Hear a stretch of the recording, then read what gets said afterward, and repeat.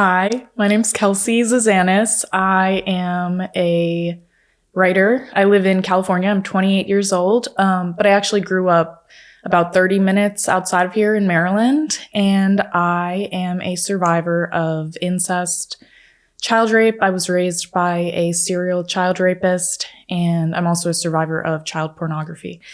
And today I'm going to be telling the story of my childhood, being raised by a child rapist, and the aftermath of that, what surviving it looked like, and how it impacted me through adulthood. So I'm going to be telling the story in chronological order of how the events all unfolded, and it's going to span over a decade. So throughout that period, there were different name and gender changes, and unless I say otherwise, all of the names in the story are the accurate real names, but in terms of the name and gender changes, I'm going to speak the original names and genders up until the point where they are changed, just for clarity in terms of like the meaning that comes across. So it is going to contain a lot of really graphic details, most likely, because I want to recount it in as much detail as my memory has, and I have a pretty vivid memory, so there might be some graphic depictions of child rape and other sensitive topics, and I just want like anyone listening to listen at their own discretion. Yeah, and just be prepared. But this is something I've been speaking about and writing about for a while now, and so I'm very outspoken about it. But this is my first time telling the story from start to finish. I'll address pieces and bits and I'll write essays, but I really wanted the opportunity to just get it all out in one place. So that's why this might be heavy. I'll try my best, but yeah. So like I said, my name is Kelsey Zazanis, but I was actually born Kelsey Owen. O-E-N, it's like a Norwegian name. So I was born Kelsey Owen to my father. His name is William Lee Owen. And early on, my mother and father, they had my sister, who's a year and 4 months older than me. Her name's Stephanie, and then me. And we had I just remember my earliest memories as a toddler. I was really happy with my family and with her. She was like my best friend. My parents divorced when I was 3. So that was kind of where everything got started. But back then I didn't, you're 3, so you don't really register. I just kind of got in the routine of my father had visitation every Sunday. So my mother would and us kids, I guess by the time we were 5, probably at least, we started going to Sunday school, and we were baptized Lutheran. So the church was kind of a neutral place for, divorced parents will find some public place to do the drop off with the kids. So every Sunday from then on, my father would pick us up from the church and we would spend the day with him. And that was the visitation split up. So you would just spend Sundays with him. So one day a week. So he got Sundays initially. Later on, it changed into weekend long. Got it. But initially it was every Sunday. And, when you're a child, your parents are your world. And they're also really all you know. So you don't have any, until you end up going to school and being exposed to other adults, they're the only adults in your life. So they're your image of safety and love. No matter how they're treating you, that's your only frame of reference.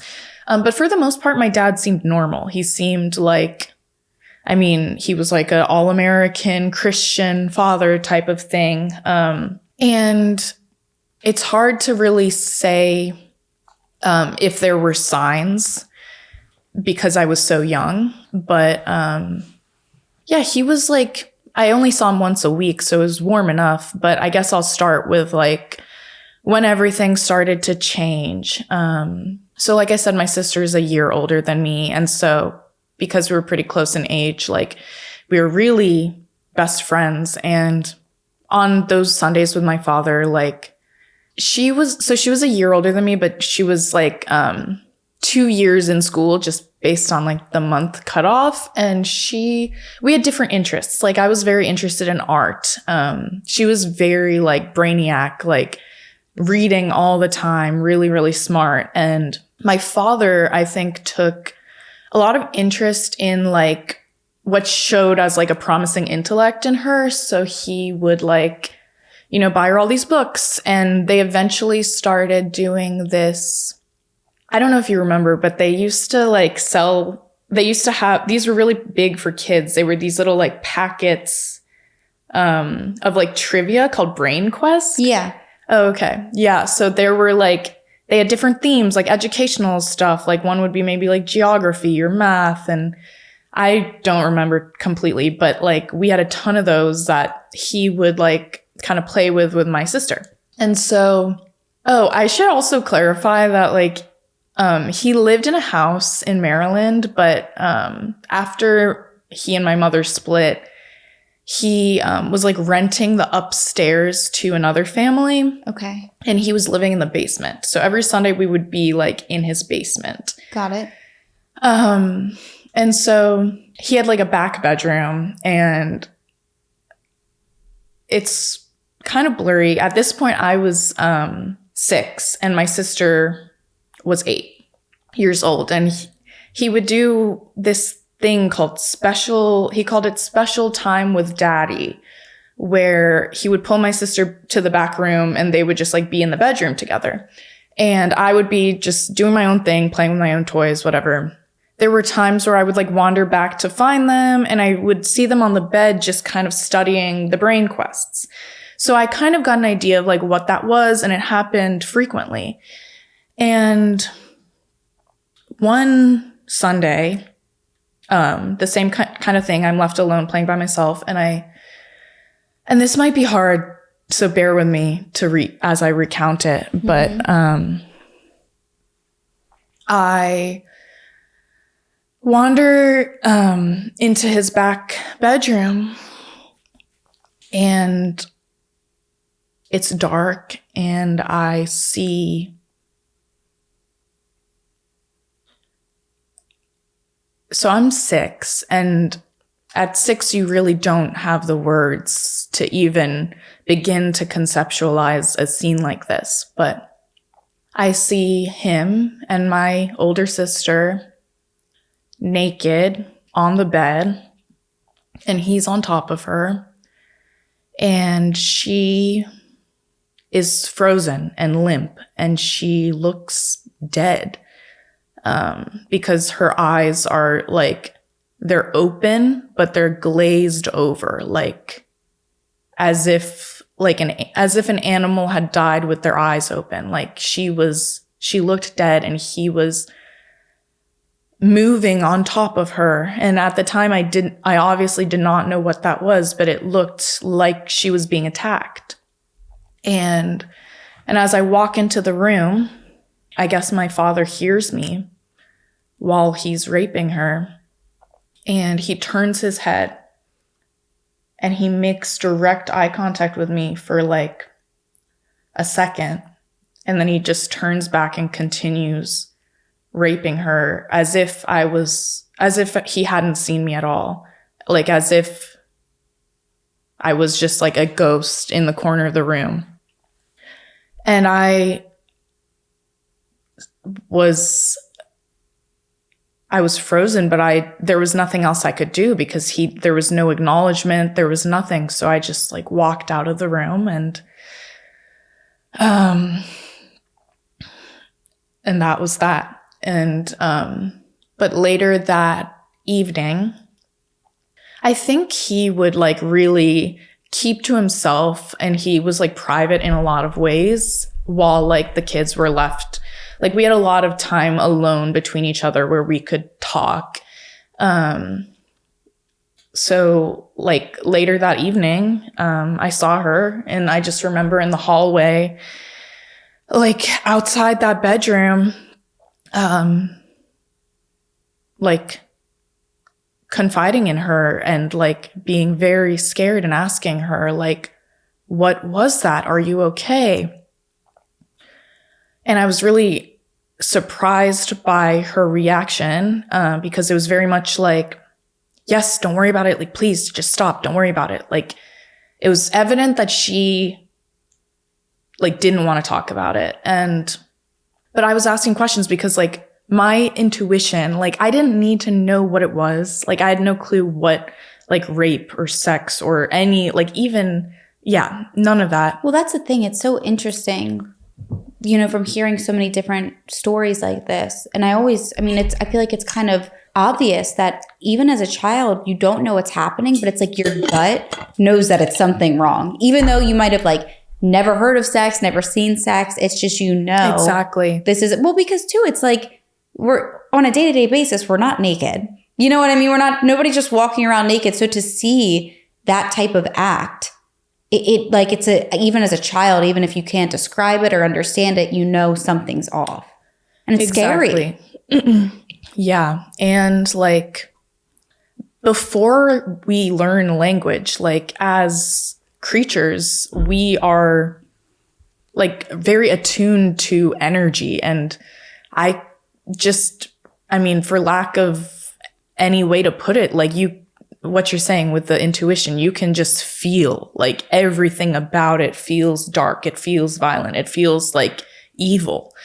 And so I felt that, and I knew, like, I didn't need to know what it was. I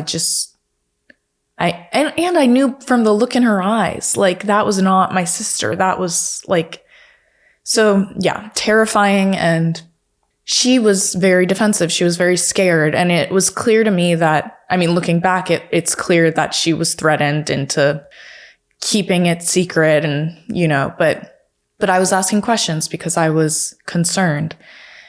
And I was like, why does he do that? Like, what is that? And she was like, he does it because he misses mommy.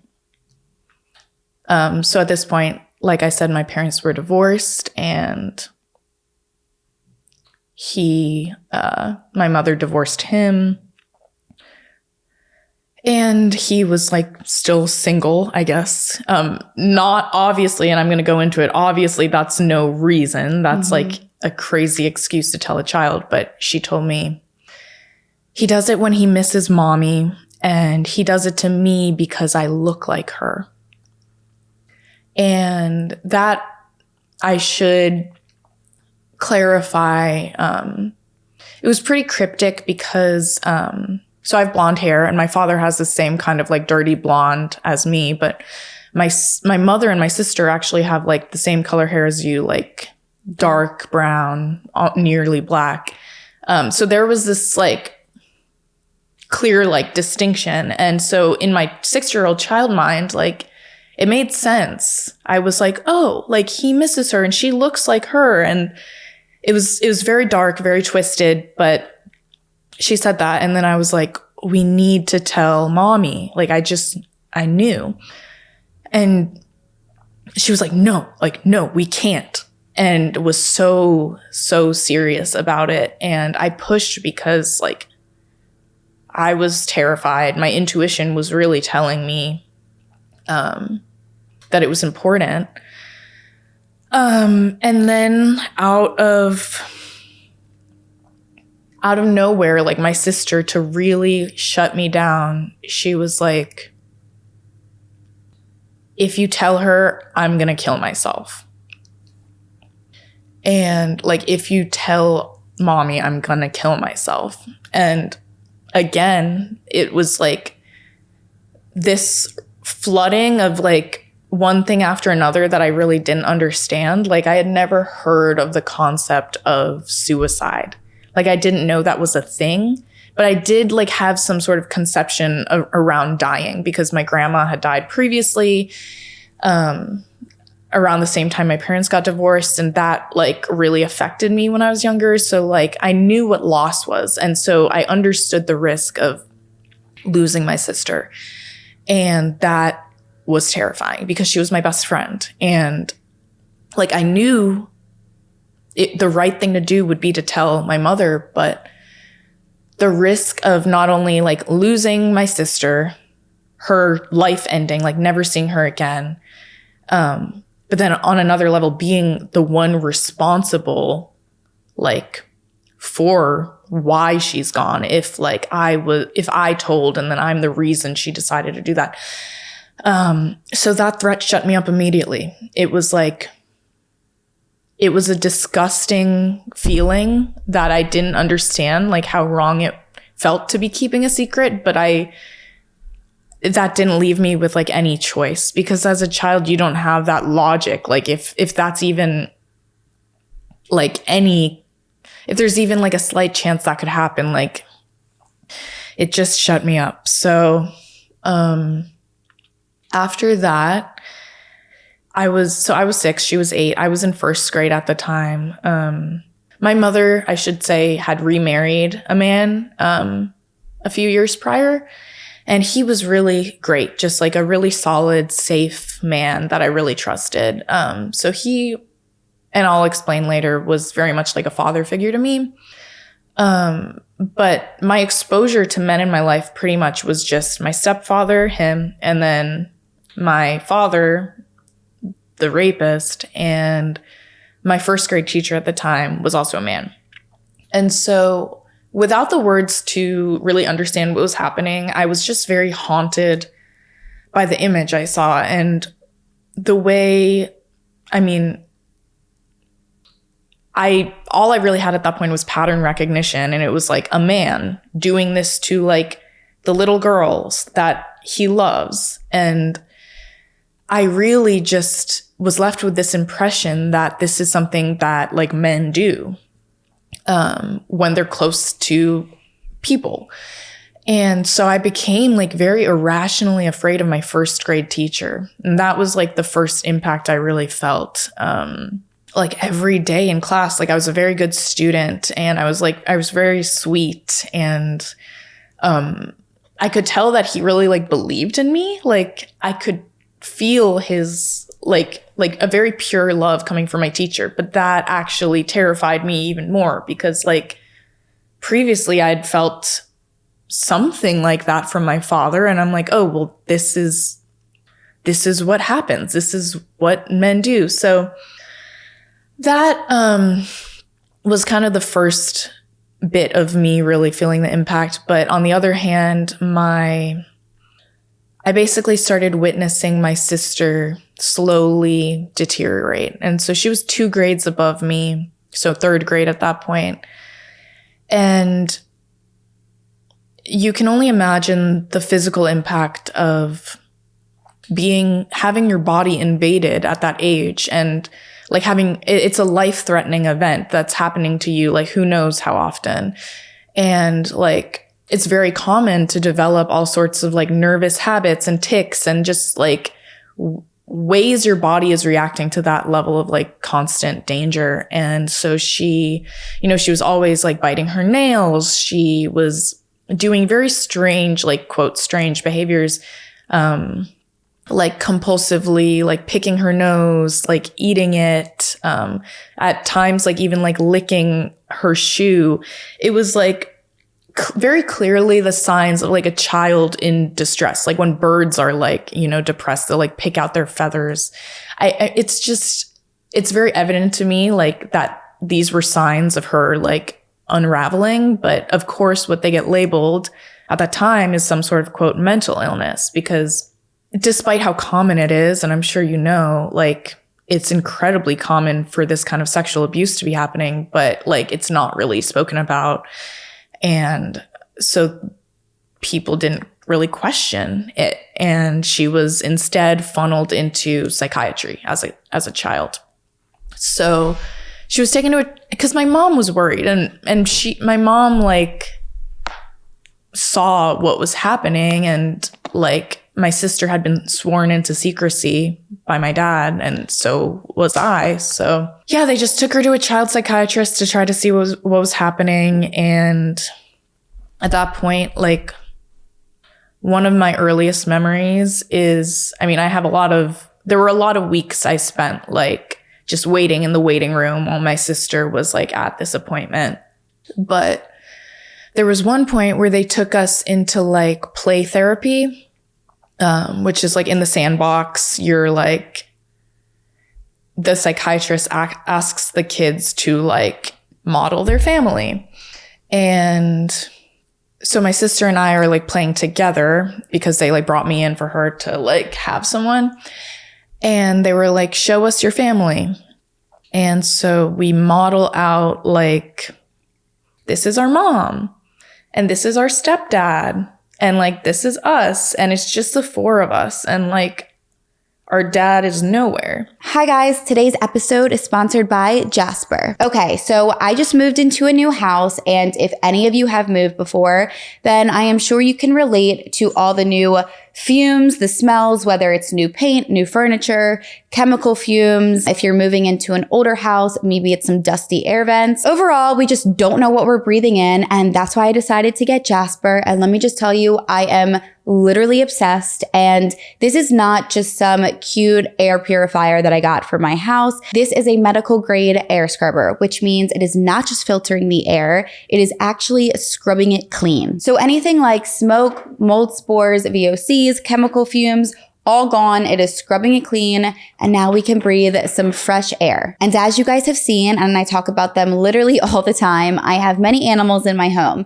So it actually makes me feel a lot more comfortable and safer knowing that the air I'm breathing in is clean and safe for not only me, but also my amazing fur babies. So that being said, if you want to try Jasper, they actually gave me a code for $300 off. All you have to do is use code INSANE at jasper.co. That is insane, INSANE, at Jasper, JASPR.co for $300 off. And I promise you, you will not regret it. Your air will be scrubbed clean, fresh, filtered, and you will feel a lot more safer and comfortable in your environment too.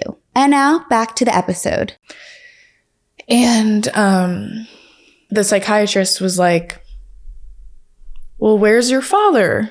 And we take another little figurine and then we put it at the very end of the sandbox, like in the corner, with his head upside down, buried in the sand, and just like laugh to ourselves and giggle because at the time, like we didn't have words, but that was like, as kids, like our communication about it. And I know what happened behind closed doors because my mother later told me that supposedly the psychiatrist said to her after the appointment, these kids have a major problem with their father. But then they just put her on meds because at the time, so like,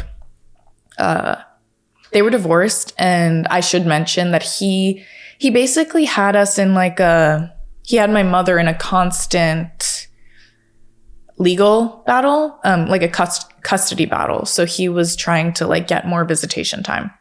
So the narrative that was out in the open about like the family conflict was mostly just like, oh, he is trying to get more visitation in court and it's causing a lot of stress because court cases are stressful and the kids are stressed because of this. And that was kind of like the prevailing narrative of like why we have a problem with our dad, because like he keeps taking her to court and it's just like the kids don't want that.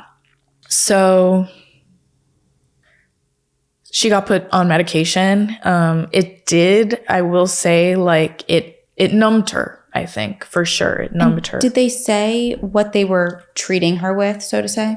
Yeah, at the time, I really think she was diagnosed with like OCD, ADHD. And I think it was because there were these like compulsive behaviors. Yeah, right. And there were a lot of fears too, I should mention. Like,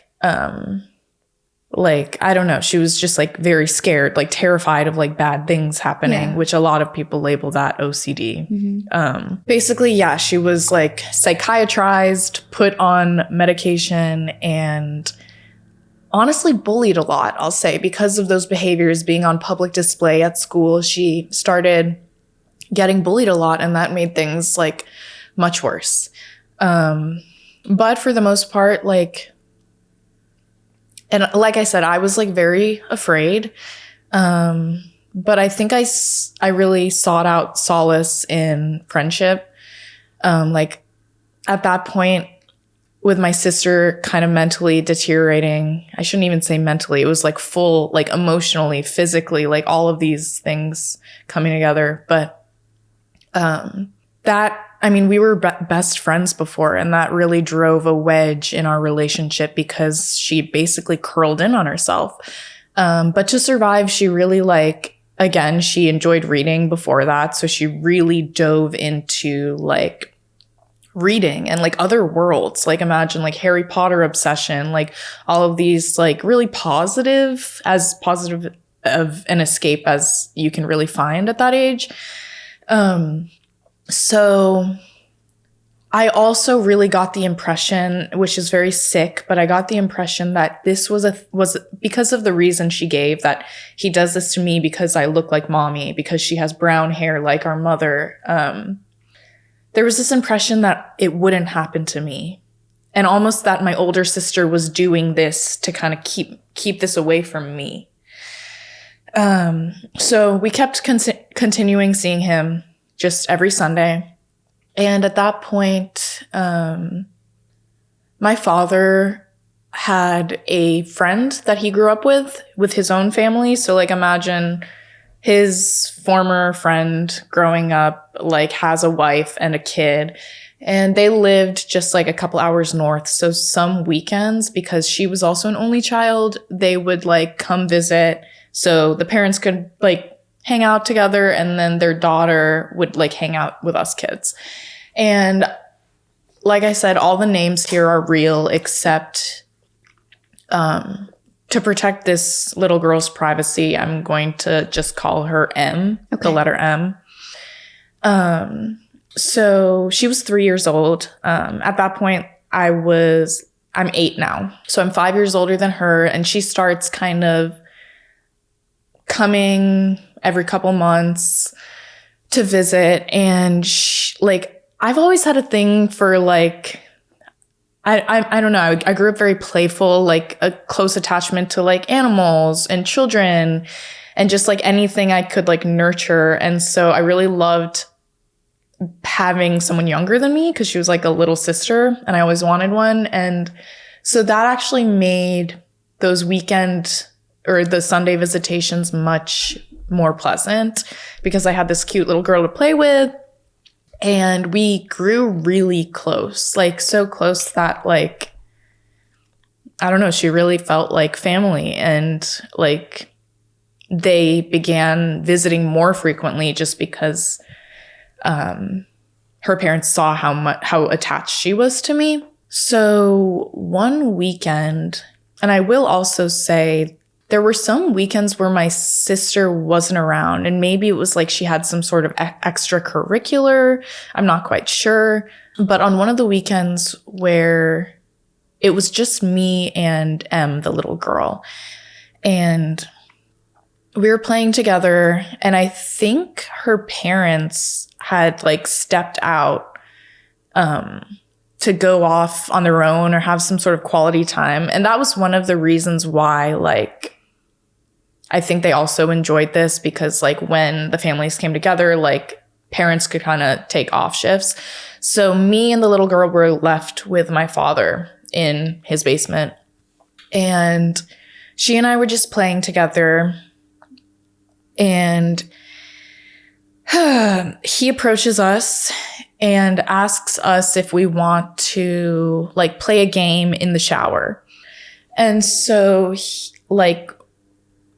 again, there's intuition there where you can kind of tell when something feels off, and something felt really off for me, but I was with her and that was good at least. And he was my father and he was the only authority figure there. So we had to kind of follow him. And so he told us to come play this game in the shower and undressed us and brought us into the shower almost as if he was just gonna bathe us. And at that age, you're still your mom is still kind of should be teaching you eventually how to like shower yourself. But I think most kids are used to their parents showering them at that age. And so it wasn't like crazy, even though the energy was weird and I didn't know like why she was coming in with me. But he brings us into the shower. And again, this might be like really hard to recall. But because I'm going to say some details that are just gross, but yeah, it just shifts. And I realize like it really dawns on me like, oh my God, he's about to do what I saw before. Now, quick question. Did you only witness it one time with your sister? Yeah. Okay. I only did, but looking back, it is very scary because I'm really not sure how many times it had happened prior. Okay, got it. And there were multiple times that they were going kind of in that back room by themselves. Yeah, okay, that was just the only time you kind of walked in on it. Well, the strange part is like they were doing this, what he called special time with daddy, where they were studying the BrainQuest. Yeah. And there was at least one time before that when I like would walk in and there were just all these BrainQuests and they're sitting on the bed studying BrainQuests. So and then the other time I walk in and she's being raped. So yeah, from my impression was that they're just doing this like study thing together, but maybe it was a mix of both. I'm really not like, I'm pretty sure it, especially by our conversation afterwards, like this is a thing he does when he misses mommy. It seemed like it was an established thing. Yeah, got it.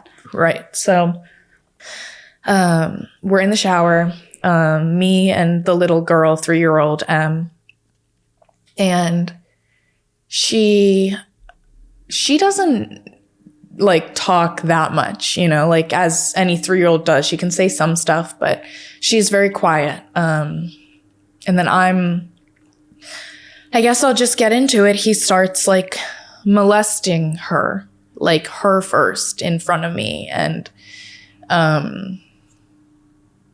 she starts like crying and she's really scared. And like, I think her crying kind of made him like back off for a second. And like, it's a tight space. Like this is happening in a shower. And so she's in the corner and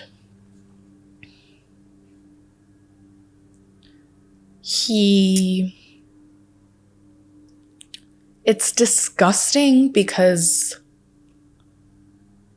he was just gonna like do whatever he wanted to me. Like he was about to stick his penis inside of me.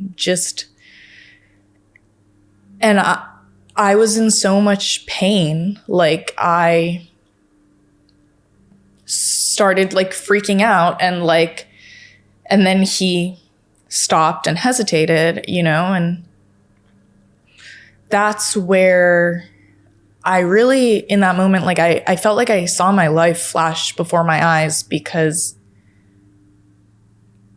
I knew something really bad was going to happen. Like, again, I didn't even know what it was, but there was this sense that like this was kind of like a make it or break it moment that would change the trajectory of my life. And so I was scared and I was trying to, in whatever way I had as a kid, of like expressing my fear to him and hoping he might not. I was hesitating, buying time, and he was trying to convince me to like let him do it. And he says to me, "This will make you smart like your sister." And there are a lot of layers to this that I'm going to talk about probably, but and I'm 8 years old at this point, but over the years, like especially with, like I said, there was this different disposition of us kids. Like she was very brainiac. I was very interested in like art.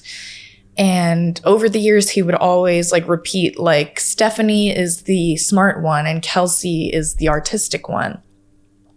And there was always a kind of like, I don't know, there was always this very clear sense that he valued intellect, and it was almost like this vague kind of demeaning. Like you weren't good enough? Yeah. Okay. And so what really feels sick and like I feel that he could read us very well. And I feel that he knew there was this pre-established tone, that was the undertone of things, that like, this is the smart one. And for him to say, this will make you smart like your sister, it was laden with this like a manipulation of like, that's why this is okay. Or like maybe to make you feel like this will make me seem, and correct me if I'm wrong, but like it would put you on her level in a way. Yeah. And there was this like, he was withholding and like shaming in like this subtle way where I did not feel loved by him. And I was 8 years old, and like I said, for kids, parents are essentially like have an almost like godlike power in the sense that like we're born unconditionally loving towards them. And no matter like, because we're still developing, like, and we're not exposed to anything else, like the love doesn't waver towards your parent, even if you're seeing them do bad things. Like, particularly because like it wouldn't have been safe for me to fully let in the reality of just how dangerous he was, because I was relying on him for food and shelter. And so I had to kind of, continue believing he was a safe person. And in that sense, like all I really wanted was his love. And in that moment, I felt like I am like, there's something wrong with me and he needs to fix it, and then I'll be okay. So did he have sex with M, or was it more like the touching and things like that? He molested her. Okay. So it was like, sorry, I'm very sensitive with the word sex. Just because I want to clarify like rape. Like but technically the definition of rape is penetration, so molestation, like I believe he inserted his fingers into her. And so that technically is rape, but like at the very least, like touching, fondling, molestation.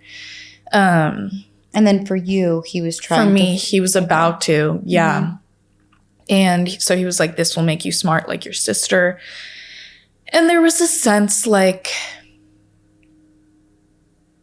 there were layers to it too, because I knew that this was a violence he was doing to my sister. And if like I wanted to say no, I wished I could say no. Would he have listened to me if I had said no, or would he have like pushed harder? But I just froze. And there was also a sense that he would keep hurting her even worse. Like, so anyway, like I said, he tried putting his penis inside of me, and I cried, and like it was so painful, and he ended up stopping and then raping me with his fingers. And so I was frozen, staring up at him. And this is like the scary part. Like, I remember looking up at just seeing this like wide grin, the largest smile I had ever seen on him. Like smiling like a maniac, and definitely this crazed look in his eyes. But as a kid, like I had never seen an emotion like that. Like you see stuff in movies of like very like dramatic things. I had never seen anything like that before. Like And to this day, I'm not sure what kind of emotion that was, but it was the biggest smile, like a crazy maniac, just like delighting in this. But with my limited emotional range, I just thought like, he's like the biggest smile I've ever seen. Like I'm making him so happy. And this is a really dark part that I wasn't sure if I wanted to share or not, but I'm just going to, because I think it's important to any like other survivors listening. Basically, he, and the different levels of sick and twisted, like, and it makes very clear that rape is not about his like some sort of supposed physical need, right? Because like he's getting off on me trembling in fear as he like digitally rapes me with his fingers. Like there's no excuse of like, I miss mommy, or like I have physical needs. It's like he has some sick fascination with doing this. So out of nowhere, my body starts shaking uncontrollably.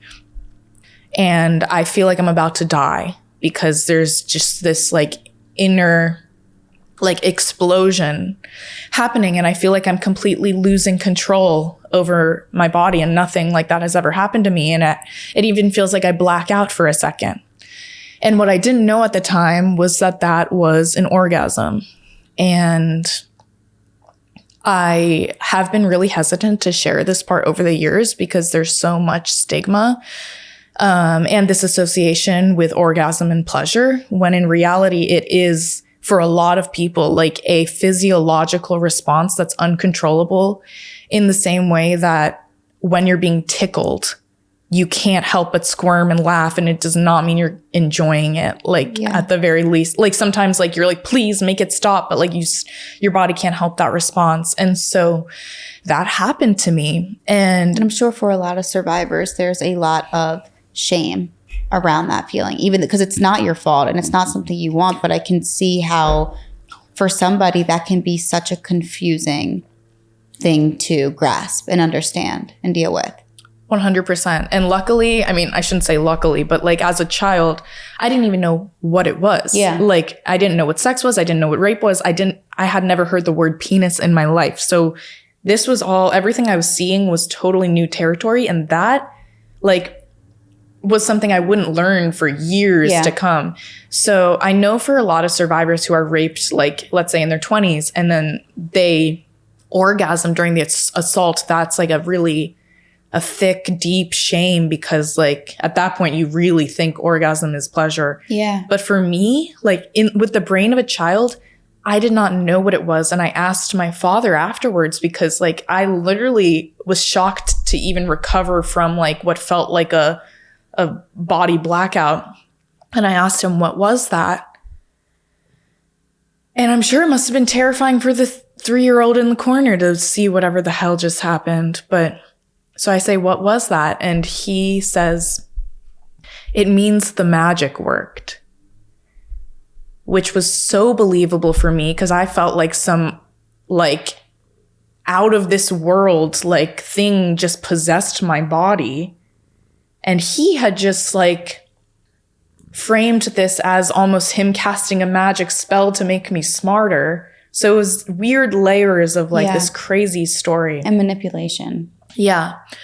So then, that's the end of the shower. And he sits me down and he tells me like, if you can't tell anyone about what happened. If you tell anyone, daddy's going to go to jail and mommy's never going to be happy again. And you will never see M again. You'll never get to see M again, the little 3-year-old. So these threats terrified me. A, she was like a younger sister to me. So the thought of never seeing her again broke my heart. B, like at 8 years old, I heard horror stories of jail, but for the most part, jail was where bad people went. Yeah. And, I didn't really know at that time, like, I didn't have the word for rape. So I didn't even know what that was or if it was a criminal act. Like all I knew was like I had a attachment to my father, and I thought of my father as a good man, and why would he ever go to jail? Like that wouldn't be right. So like a lot of children, if they are threatened with the risk of sending someone to jail, like that really silences them. But then even more so, like I don't have a conception of emotions and like the complexity of them. And I really believed the risk that my mother would never experience happiness another day in her life. So all of that shut me up. Then he left the two of us alone in the bathroom. And on his way out, I see him pick up a camera from the shelf and walk out with it. And that was like I thought to myself, because this, I should say, like, over the years, he was really into photography. Like, all the time, he was always taking photos of me and my sister, just like documenting everything. So seeing the camera was not out of the ordinary, but I had this sense of like, he takes photos of special moments. And there was this weird like thought, like, was this like so special to him? Like he wanted to capture it. Obviously, looking back, I know that he was filming child pornography. And it's really dark and disgusting. But yeah, so he left, and he left me and the little girl alone to like play together to recover from what just happened. And she, I should say that like, I was really affected by this threat of never seeing her again, because I knew that I could keep it a secret, but I didn't know what she was going to say. And there was this inherent risk that this would be my last time ever seeing her. Like I really believed that. And that Sunday, she had been carrying around, it's going to sound weird, but she had been carrying around and playing with this little Christmas ornament all weekend with her name on it and like the year she was born. And you know how like when we're kids, like we find those little trinkets that like have our name on them. And she had a very like unique name. So I guess she didn't like find those often, but this little ornament had her name on it. And she was just carrying it around and playing with it all weekend. And in the aftermath, after we left the bathroom, I saw this ornament that she was playing with on the shelf. And I don't know what came over me, but I just grabbed it and I took it, and I guess I stole it. And my reasoning at that age was that like, I don't want to forget her. Like this might be the last time I ever see her in my life. And I want to like have this thing to remember.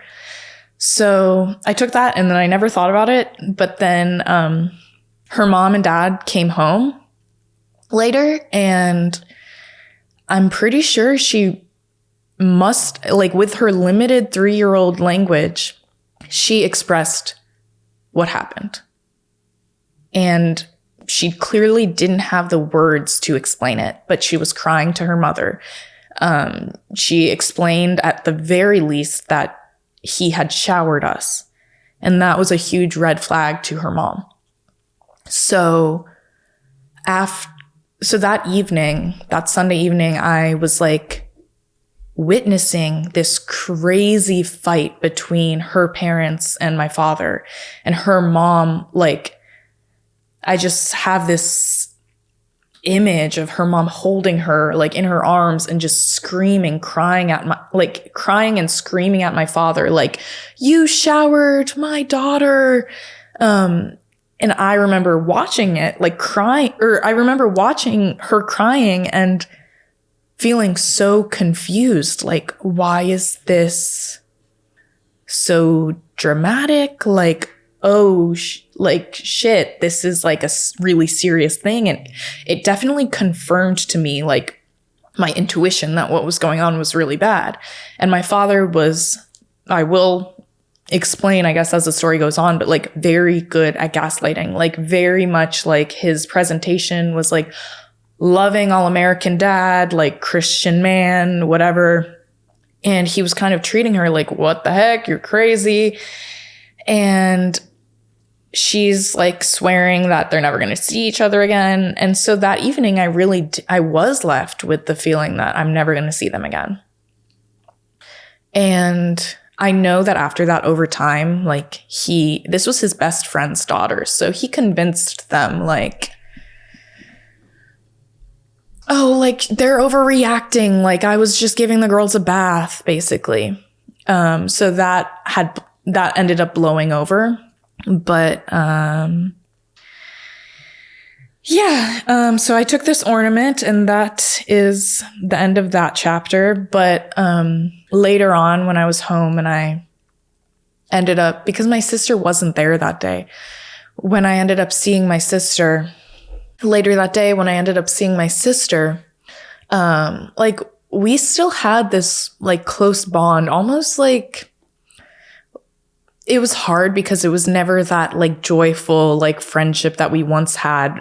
But it really did turn almost into like little did we know, like we are almost like soldiers, like trauma bonding through a war zone. And like we are the only people we can really confide in. So later that night, I just remember being like huddled like next to her and like whispering to her like, Stephanie, Daddy did to me what he did to you. And because I didn't have a word for it. But and this is like a really shocking part, because she was such a brainiac, because I will say we had unlimited internet, like, not unlimited. Like, I think my mother let us like surf the internet for like 30 minutes a day, maybe. Because I was 8, so I was in 3rd grade. And at that point, she was in 5th grade. So she was playing all these computer games. She was like big on the internet. But I wasn't quite yet. And so because she spent this time on the internet and she was a big reader and she was always trying to figure things out intellectually, that's how I attribute her figuring this out. That's what I attribute it to. But so I say, Daddy did to me what he did to you. And then she goes, he raped you? And what's interesting now is that when I heard that word, I realized that must mean what I think it means, because it was actually my 2nd time hearing it. And I didn't include this previously, but there was a time, maybe a few months after the first time I walked in and witnessed her rape, where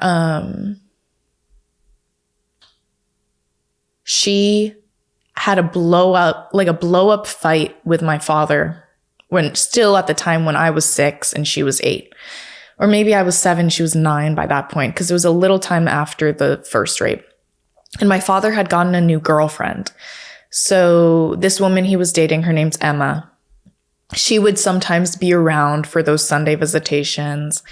And at this visit, I look back and I really view this as a cry for help on my sister's part.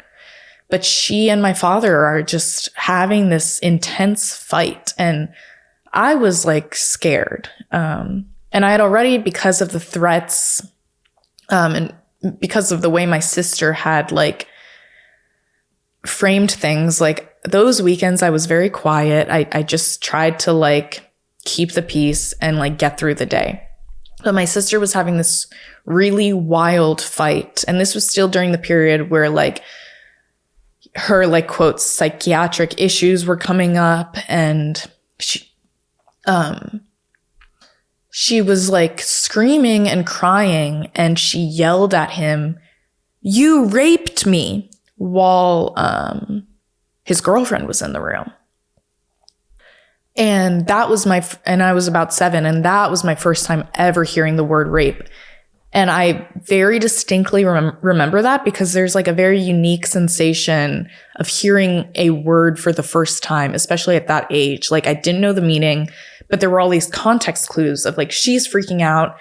they're acting appalled that like where like his girlfriend had this crazy reaction like, where would you learn that word? Like, who's teaching you that? And because there was this really intense custody battle happening, he would spin all these narratives around like, your mother just hates me and she's trying to turn you kids against me. Like, your mother's brainwashing you, or like your mother's planting these ideas to try to like sabotage me. So he definitely fed his girlfriend that narrative, and she was like, oh my God, like appalled, like where would you like learn that from? Like, who's teaching you? Don't ever use that word again, which is so fucked up. Like, if a child, like there are so many layers of silencing that happens with like child molestation and child sexual abuse, and the courage that it takes for her to finally like it was like she just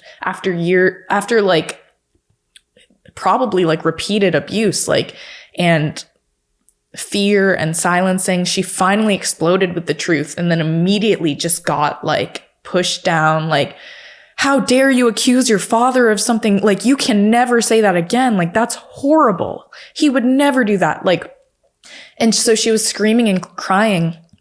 And she started like screaming, ask Kelsey. Kelsey saw it. And I'm in the corner of the room just silent and terrified, because at that point, like, I'm only 7. It had been maybe like either a few months or a year since I saw what I saw, and since I was threatened into silence. And like, child memory is kind of weird at that point. Mm-hmm. Like, I wasn't fixated on it, and because I didn't know the word, like that didn't immediately come to mind. And for me, it was just like a crazy batshit fight like scene that I didn't know what to do. And it almost, at that age, it seemed like my sister, even though she was like defending herself, trying to speak the truth and crying out for help, maybe his girlfriend would be a safe adult. Like, for me, I didn't know what to do. I didn't know the word, and I just shook my head. And I think I just wanted the fighting to stop. But I didn't understand. And then they were like, ask Kelsey, like, did this happen? And I was just like, no. And that was the wrong thing, because she started freaking out and was like, she's lying. And just like flailing, kicking, screaming, like. So anyway, that happened after I witnessed the first rape of her, before I was ever raped, like a year before I was raped. So it's really tragic to look back and know that the truth it did get out verbatim. Like, we were too scared. She was too scared to ever like tell our mom, of course, and anyone, but that came out one day.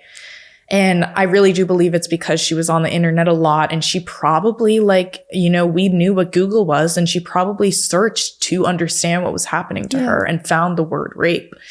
Or even like, she was reading the dictionary at that age. So like, anyway, flash forward to after I was raped that evening, I'm telling her, Daddy did to me what he did to you. And then she says, he raped you? And then it all clicked, because I remembered that's the other time I heard that word, and I still didn't know the meaning, but I had heard it twice now. Mm-hmm. And I pretty much knew what it meant. So then I just like nodded my head. And she goes, with his penis? And then I was like, no, with his fingers. And she was like, that's not rape. Which, looking back, like technically by definition, it still is. But as a kid, she didn't know. And then I was just like, oh, okay. But then she gets really, really like sad visibly, and like really scared for me, and starts saying like, I'm so sorry. And at that point, like, I was very frozen, and I was like, oh, like, this is serious. And she's telling me like, I'll be there for you. Like, I promise I'll be there for you. It's going to be okay. But you might start getting sick like me. And this is like a really weird part to tell, because it was almost like she, as a child, had this very deep intuition. Yeah, or like understanding of what was happening. She knew she was having these, quote, psychiatric symptoms, because of the rape. Like, it was a cause and effect. Like, Yeah. it was so obvious to her. And so she's like, you might start getting sick like me, but then we can just go to Dr. So-and-so, her psychiatrist, and like, they'll give you medication and they'll give you medicine and you'll be okay, like me. So that kind of just assured me, like, okay, like, things are okay. And it was like, it's so sad, like, looking back, like, the two of us, like, handling all of this on our own. But it was like, we'll make it through. Like, our dad won't go to jail. Our mom won't have to know about this. It becomes like a normal in your life and experience, in your story. Yeah, exactly. So after that conversation with my sister, like, she was very supportive, but there was also almost this sense of like, this is how we do things. Like, we're not going to really talk about this afterwards. Just like, almost like she gave me a heads up, like, this might happen. You'll get meds. It'll be fine. But I got the sense that this wasn't going to be like an ongoing conversation. It was just a reality. It was just my new reality. And I remember going to sleep, like, alone in my room at my mother's house that evening. Like, my mother would like say goodnight to me and stuff. And that was the first realization of like, I can't tell her this. And I felt completely and utterly really like alone. And I was raised Christian. So at that point, like, I was going to Sunday school, and I really like was taught to pray to God, to turn to God with your problems. And I remember praying in my bedroom that night.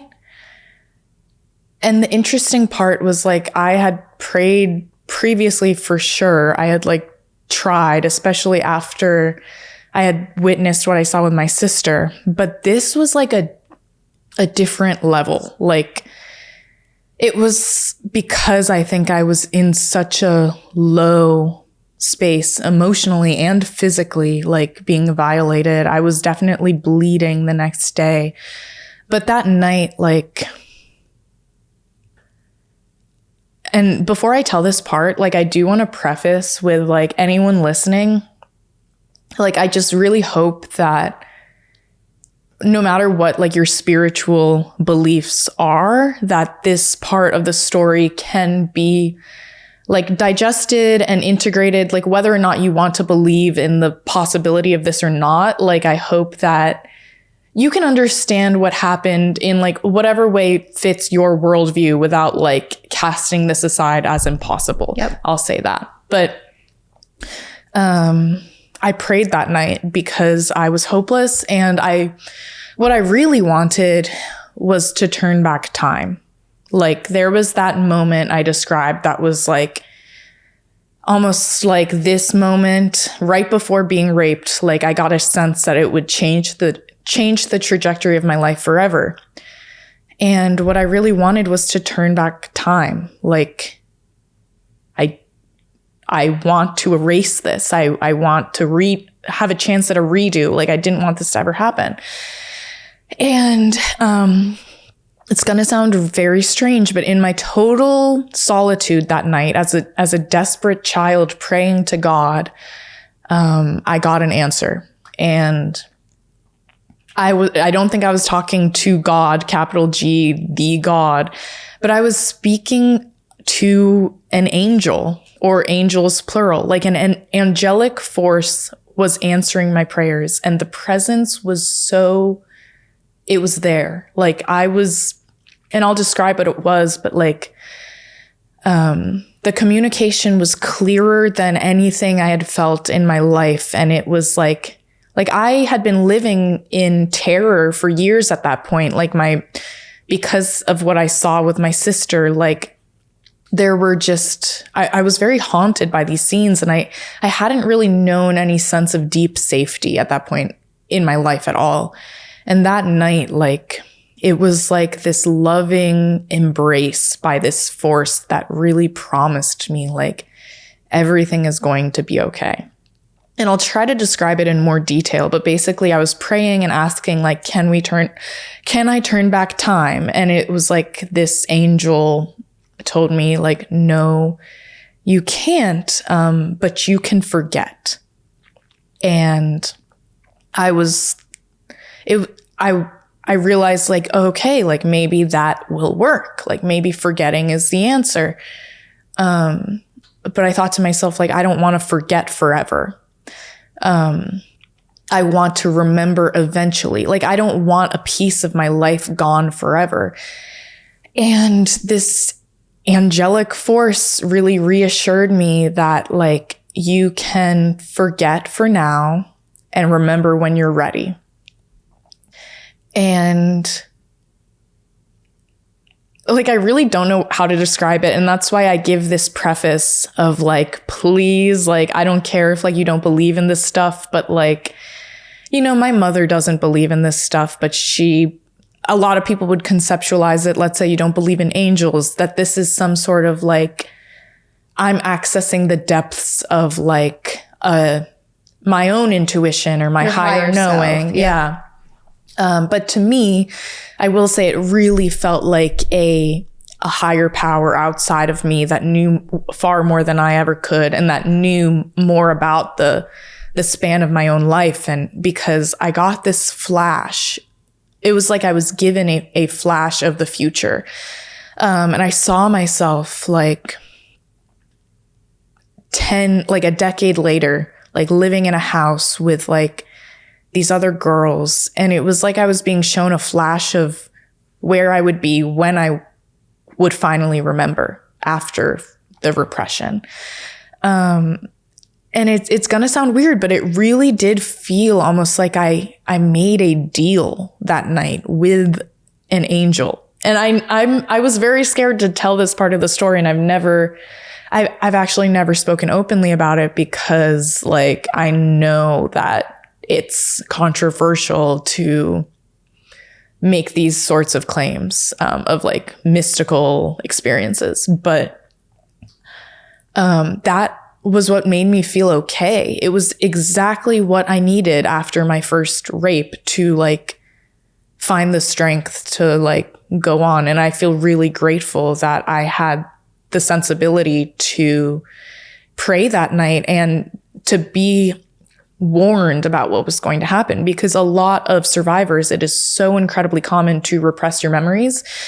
And in fact, like, it happens automatically for a lot of people because it's necessary for survival, because you're going to continue living with your rapist day in and day out, or in my case, seeing him once a week, like living through that level of threat. Because after the first rape, it's a different kind of psychological torture when you know you're living through a constant, ever-present threat of rape after that, because it could happen at any moment. So even in like, you're having a good day, it's like any moment you know what he's capable of. So my body after that never felt safe again. Any moment I'm with him, it's pure survival mode, like kind of response. But yeah, basically because of those, like the extreme threat, and like the conditions of childhood, and like most children who are being abused, like it's very hard to function without compartmentalizing it in some way, whether that is total memory repression or like some sort of like compartmentalization, or like putting it in a box or making sense of it. But a lot of people repress it. And my sister ended up repressing it as well. And then so did I. So after, and I'll explain, like there were a few more instances of rape before it stopped, but like then for the next decade, I totally wiped it out.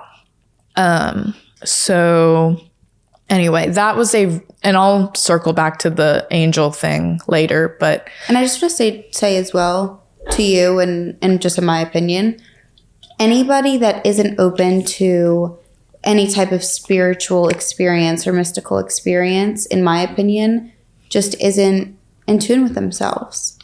I think that I know that there is a higher power, whatever, like you said, whatever that may be for you, whether it's God or religion or spirituality or anything in between, take it as you will. but it does not stop with humans. 100%. Yeah.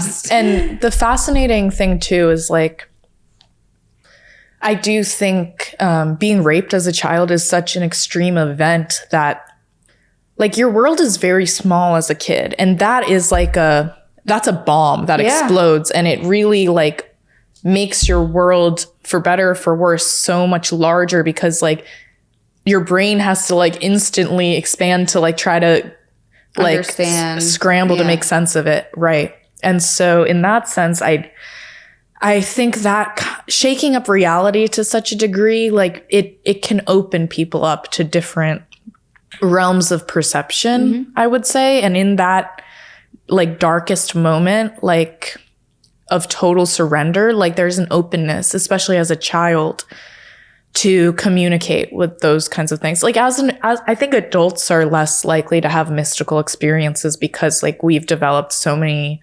barriers. I guess like you have to be open to that. Yeah. But after that, I went about my life, and I was in 3rd grade. So I'm just like going through the motions, and like clockwork, like my sister warned, like I really did start developing the same kind of anxious, nervous, fear-based, quote, symptoms and behaviors, which were really just like a child trying their best to like continue with normal school life while like not having the resources to cope with child rape. But for me, what that manifested in was like labeled OCD.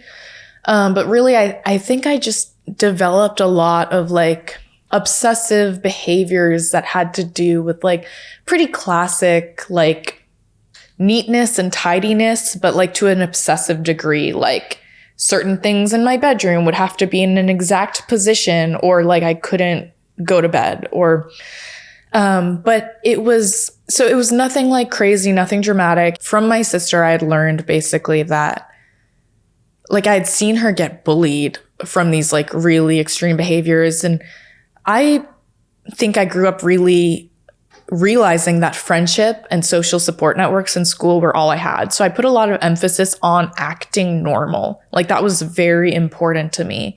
But these behaviors would come out in my room, and I don't know, like it was in my eyes, like just everything was out of my control. Children as it is have very little control over their lives.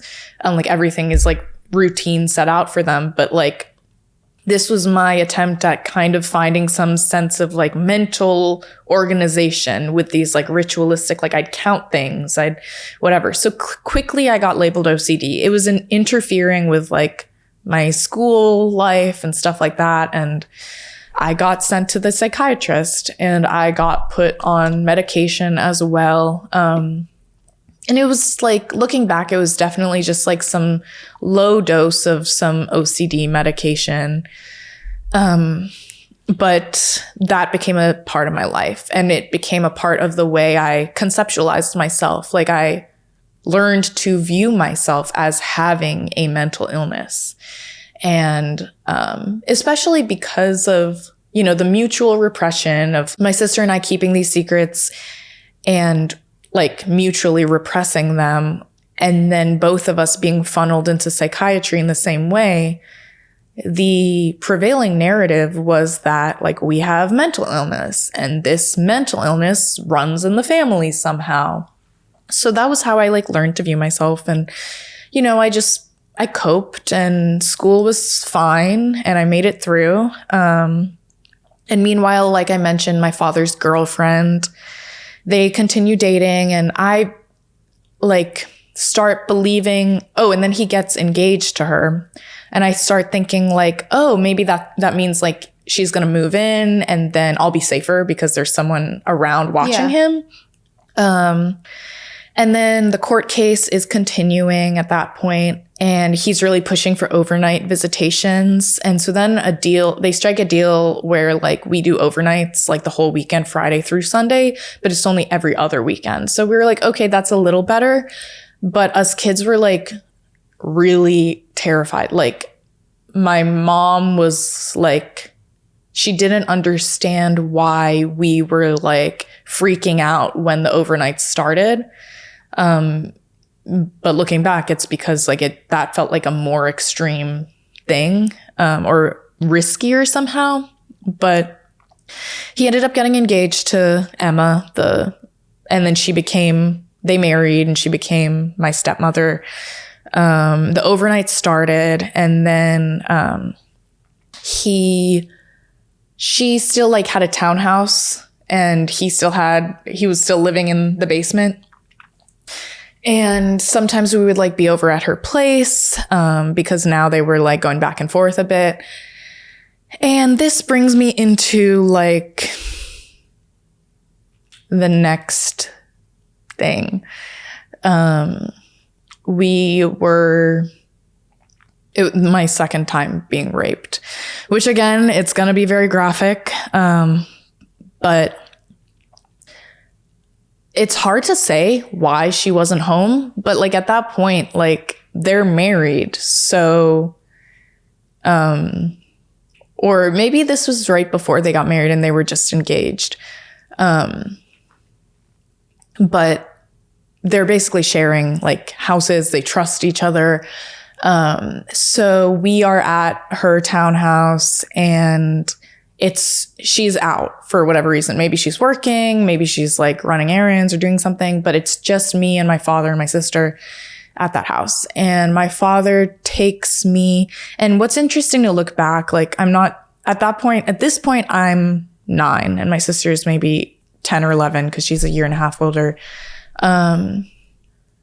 After the first rape, I really tried to believe that it would be a one-time thing. And as time went on, because a year passed, like I really hoped it would. But then this day in the townhouse, he takes me upstairs into her bedroom, just me and him. And he tells me like that he wants to show me his love. And, like, again, I'm only 9, and like, I really did not have a choice. Like he obviously was larger than me. I couldn't overpower him. There was no one to really turn to. I couldn't run out of the room. There was nowhere to run. And I feel like I don't even need to like explain. No. Anyone listening at this point probably understands why children can't defend themselves from rape. Absolutely. But especially in the sick and twisted ways that are like very specific to the context of incest, like a lot of it really is framed through the lens of familial love, or like the first one was like, that was not framed as sexual even. It was like, he's doing this magic spell to turn me smart. And then this one was framed in terms of love. Like, I want to show you how much I love you. And so he takes his pants off and like sits us down on the bed, and he has an erection. And I'd never seen anything like that. I mean, except for the first time. But I think the first time, like, because there was like the flash of him trying to penetrate me with his penis, but then it was the fingers. Like, it was less of like a right up in my face type of thing. But this, like, he basically was telling me to like look at it and pointing to it, and was like saying, this is how much daddy loves you. And I like was like scared. And I was scared because it was gross. Like, the nudity was gross. I knew that was weird.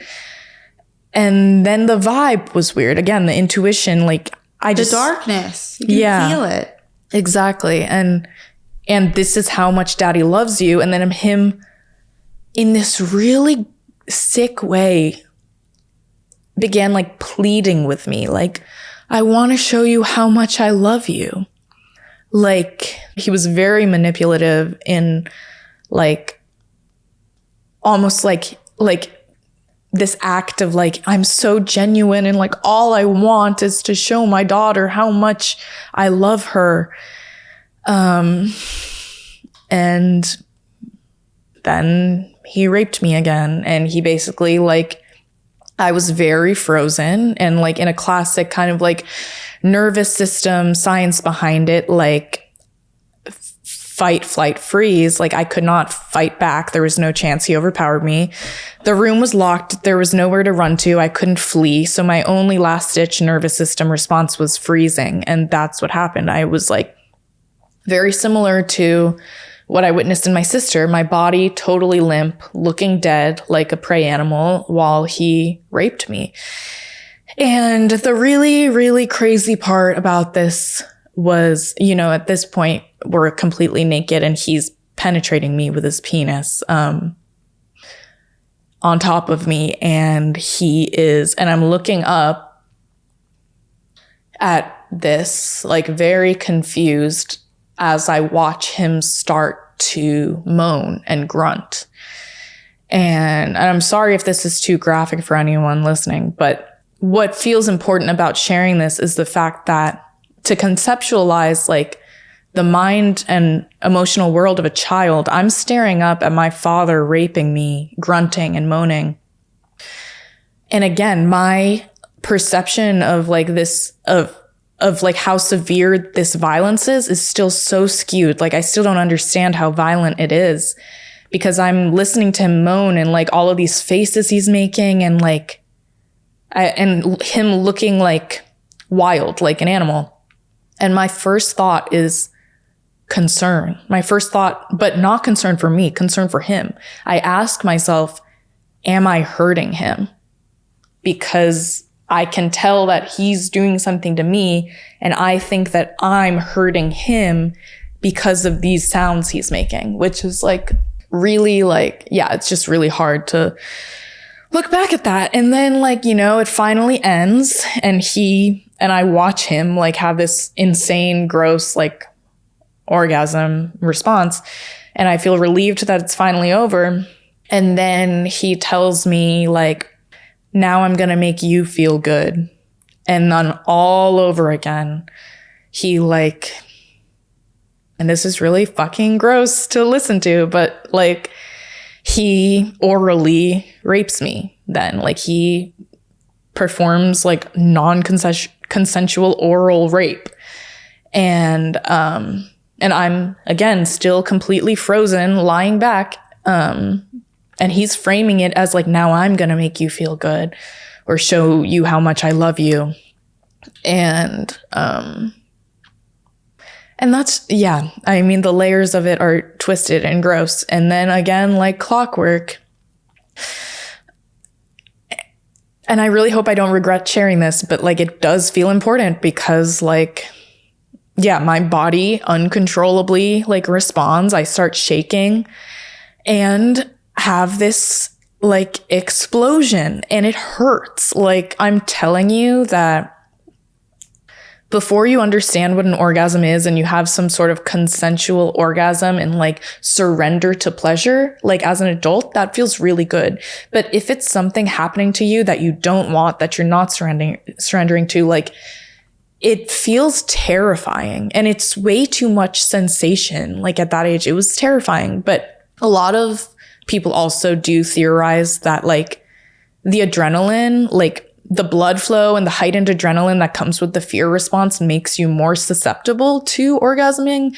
And sometimes it is something the body can do to like cut an experience like that short even. So like, that's the way I conceptualize it. But afterwards, like, again, I asked what that was. And he was like, it means you liked it.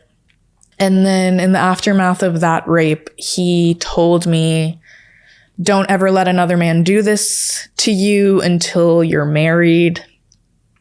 And that fucked with my brain because I was like, at that point, I still did not know that this was like a thing married people do.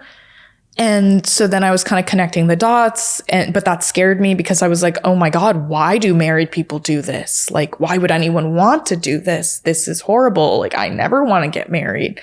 And it was almost like you have nothing to worry about because I don't want this to ever happen. Like, I don't know. It was just terrifying. But looking back, I obviously know that it was like a sick, twisted, like patriarchal possession type of situation.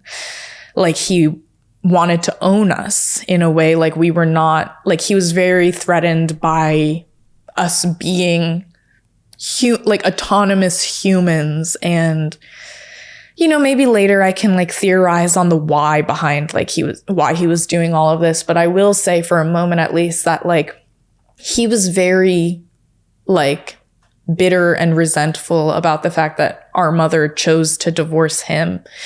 And I think he wanted revenge, to put it very simply, but also like he was very like, he wanted to punish her and like destroy what he knew she loved most, which were her kids. But yeah, he said, don't ever let another man do this to you until you're married. And I was like sickened. And this part feels really important. And I don't know like how I was brave enough to do this. But like after that second rape, I got the sense that this was going to become a regular reality, like it had been for my sister. And I knew I had to try my best to say something at least. And we're sitting on the side of the bed, like our clothes are back on. And I'm really in awe of my younger self whenever I recall this, but I just said to him, Daddy, I never want this to happen again. And that was my way of putting it, because like, really looking back, like I was still this kid with this, like, without understanding and with this loyalty and love towards my father. And like, you know, obviously now I know an appropriate response would have been like rage and like serious repercussions. But at that point, with like my blind loyalty towards him, the most I could do was almost just plead with him. Like, I don't want this to ever happen again. And so I just said that straight up. And I was surprised and I didn't understand, but he got so tense and so like started scrambling a little bit, like repeating all this stuff about like, you can't tell anyone. Like if you tell anyone, like there will be XYZ consequences. And he got visibly stressed out. And now I realize it's because like me saying that and like proving that like I actually have a voice. I think it made him really afraid that I would tell other people. But he basically said like, okay, just like, don't tell anyone. So, you know, it sucks because like the damage is really done already from like those already life-threatening events. But I do feel grateful that like I saved myself from, potentially saved myself a bit from more like repeated rapes. But so after you said that to him, he didn't do it again? Well, he didn't do that exactly, but he did continue doing other things, which I'll explain. Okay. But yeah, so that happened. Proud of myself for that. Then as time goes on, like I never told my sister about that one. You know, she's getting older, and I think like he was probably realizing that the more we aged, the more dangerous it was for him. Just in terms of like us telling or someone finding out.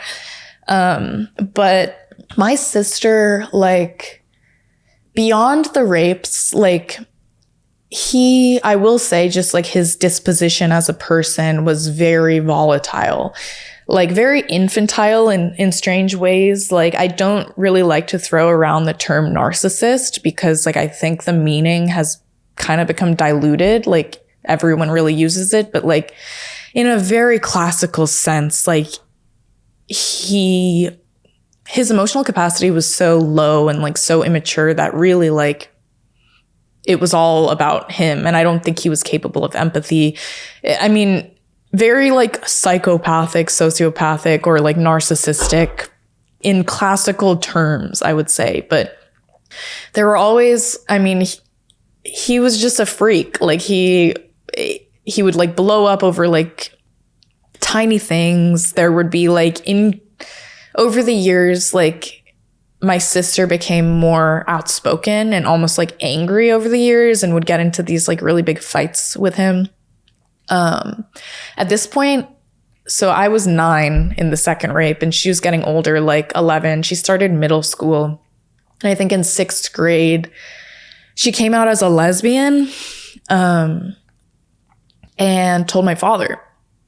And there was just this crazy fight, I remember, which is so weird to look back on. But he was like taunting her and basically saying, "You're only a lesbian because of me." And I'm only sharing that because it's really weird to look back on, because there was so much secrecy around this. But I think and this is why it feels really sick. And like, I think he knew, like so many abusers do, like they barely even try to hide it because they know how easy it is to deny it. So it's almost like out in the open, like in his like audacity to like be like, "You're only a lesbian because of me." It was really implying like, because of what I did to you. He was very, very homophobic and just like, I don't know, very strange. But I remember that like blowout fight. She would sometimes like, try to fight back, curse at him. There were times where I would watch him like grab her, and like she'd be kicking and screaming, and like he'd like put his hand over her mouth and like drag her into the bathroom and with like a bar of soap, like wash her mouth out with soap. So there were a lot of like really scary scenes like that I witnessed, that kind of just made me small. Like my way of like surviving that situation was to just try to become as like small as possible and like just count down the hours any weekend I was there. My sister really did try fighting back for some amount of time. Meanwhile, like he's very charming, like with his fiance, and they end up getting married. She ends up getting pregnant. And, I will also say that time I was raped in her townhouse, literally in her bed when she wasn't home, that left me with a lot of guilt, because like he's saying, "Don't ever let a man do this to you until you're married." And then in my mind, I'm like, he's about to marry this woman. I'm like, is he cheating on her with his own daughter? And there was a sense that it was my fault. But then I, like the ways a child would rationalize it, like, "Oh, but they're not married yet technically." So it was just crazy. But they end up getting married. She gets pregnant, and I was just terrified. Like at this point, I'm 10 years old, and I just can't bear the thought of him getting another daughter to abuse. And so I felt so relieved when we found out that he was going to be a boy. And that really like, yeah, I was excited, I guess, of like, oh, okay, like they're starting their own family. Like maybe they can have something to focus on, and he'll kind of chill out with this constant, like the constant court case legal battle thing. I think was definitely a way of like him not being able to let my mother go and like wanting to torture her essentially. But yeah, while my stepmother was pregnant, there was another evening where we were alone in her townhouse once again. And it was just me and my father in the room, in the kitchen. And out of nowhere, total shock to me, out of nowhere, he like says, "It's time for kissing lessons. And like, I need to teach you how to kiss for your future husband." And at that point, like I had already stood up for myself with the rape. But this was like a little more like, it was weird for sure. And I was like, I don't think this is normal. But he framed it as something almost as like, oh, this might be something all parents do to their kids, like teaching you how to ride a bike. Like all parents teach their kids how to kiss. So he just said like, just stay still, and I'll show you. And I'm frozen in the middle of her kitchen, and he just, like what I understand this to be now is mouth rape, because he just shoves his tongue in my mouth, not a kiss at all. He just darts around like every surface. It was assault. And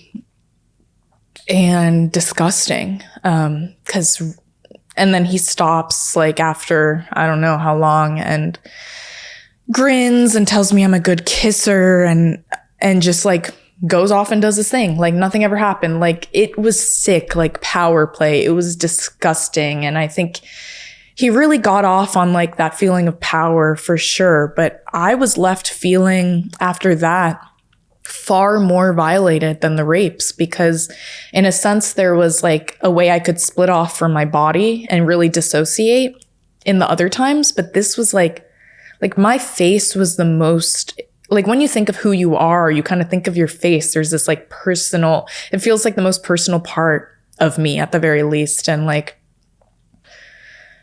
I just felt gross. I wanted to crawl out of my skin. And also I was really holding on to my first kiss. That was something as a little girl that was really hyped up. And I felt tainted and just really like defiled. Like there was something really gross about me afterwards. And I really wished I could tell my mother, but things had gone on like so far, like I didn't know where to begin. There were these feelings that like maybe I would get blamed for it, because at that point I was living with so much shame that it really had like almost become a part of me. Like I'd started blaming myself, definitely. And I don't know, it was heartbreaking. I had such good friends as a child, but I felt like keeping secrets from them was really like, you know, a roadblock in my relationships. But anyway, that was disturbing, because at that point they were married, and that definitely left me with this feeling of like, he's quote cheating. And then there was a blowout fight between them, him and his fiance, where they got into some crazy fight and he actually like threw her phone and broke it. Sorry, not fiance. They were married at this point. He threw her phone and broke it, and they didn't talk for like a while, but she was 2 weeks away from giving birth. And so she filed a police report and everything against him, because he really displayed like abuse in these subtle ways towards everyone, like even his partners. But she ended up like not going through with pressing charges, because she was like 2 weeks away from giving birth, and she decided to just give it a chance after he like broke her phone and stuff. But anyway, I should actually share that like I ended up seeing the little girl who was raped with me, because like I said, my dad really like glossed, or like he let it blow over the thing that happened, and they kept up their relationship. And throughout all this time, like every few months she would come and visit. And so we kept up our relationship. And then she gives birth, and I get a little brother who really did make the weekends somewhat better, because like I had this sweet other little kid to be around. And then I will just share that one evening, sometimes my father got like Tuesday night dinner visitations. And one evening, like, and my sister had some sort of like extracurricular, like soccer or something. My father picks her up, or he picks me up from school and randomly drives me to this high school swim practice in an indoor pool. And he tells me, "We're tracking down your sister." And it's not my other sister. It's a sister from a previous marriage that he had abandoned when she was 8 years old. So he was married once before my mother. And they had a kid. You didn't know up until that moment, I had heard like very vague talk about her, but I didn't really understand the story. Anytime I asked, he shut it down. Mm-hmm. And then out of nowhere, he's like, "We're going to go find your sister." Even though he was not her legal dad anymore, he gave her up like like at that point, like 7 years prior. It had been 7 years since I'd seen her. And he's like, "We're going to go track her down," because he was Googling her and confirmed that she was on this high school swim team. And he found out when the swim practice was, and he decided that he would show up at her swim practice with me. And so I just remember that being like a really, really cryptic episode because all I dreamt about at that point was finally getting away from my father. It was like that girl had what I wanted. Like he had like given her up. He left her life.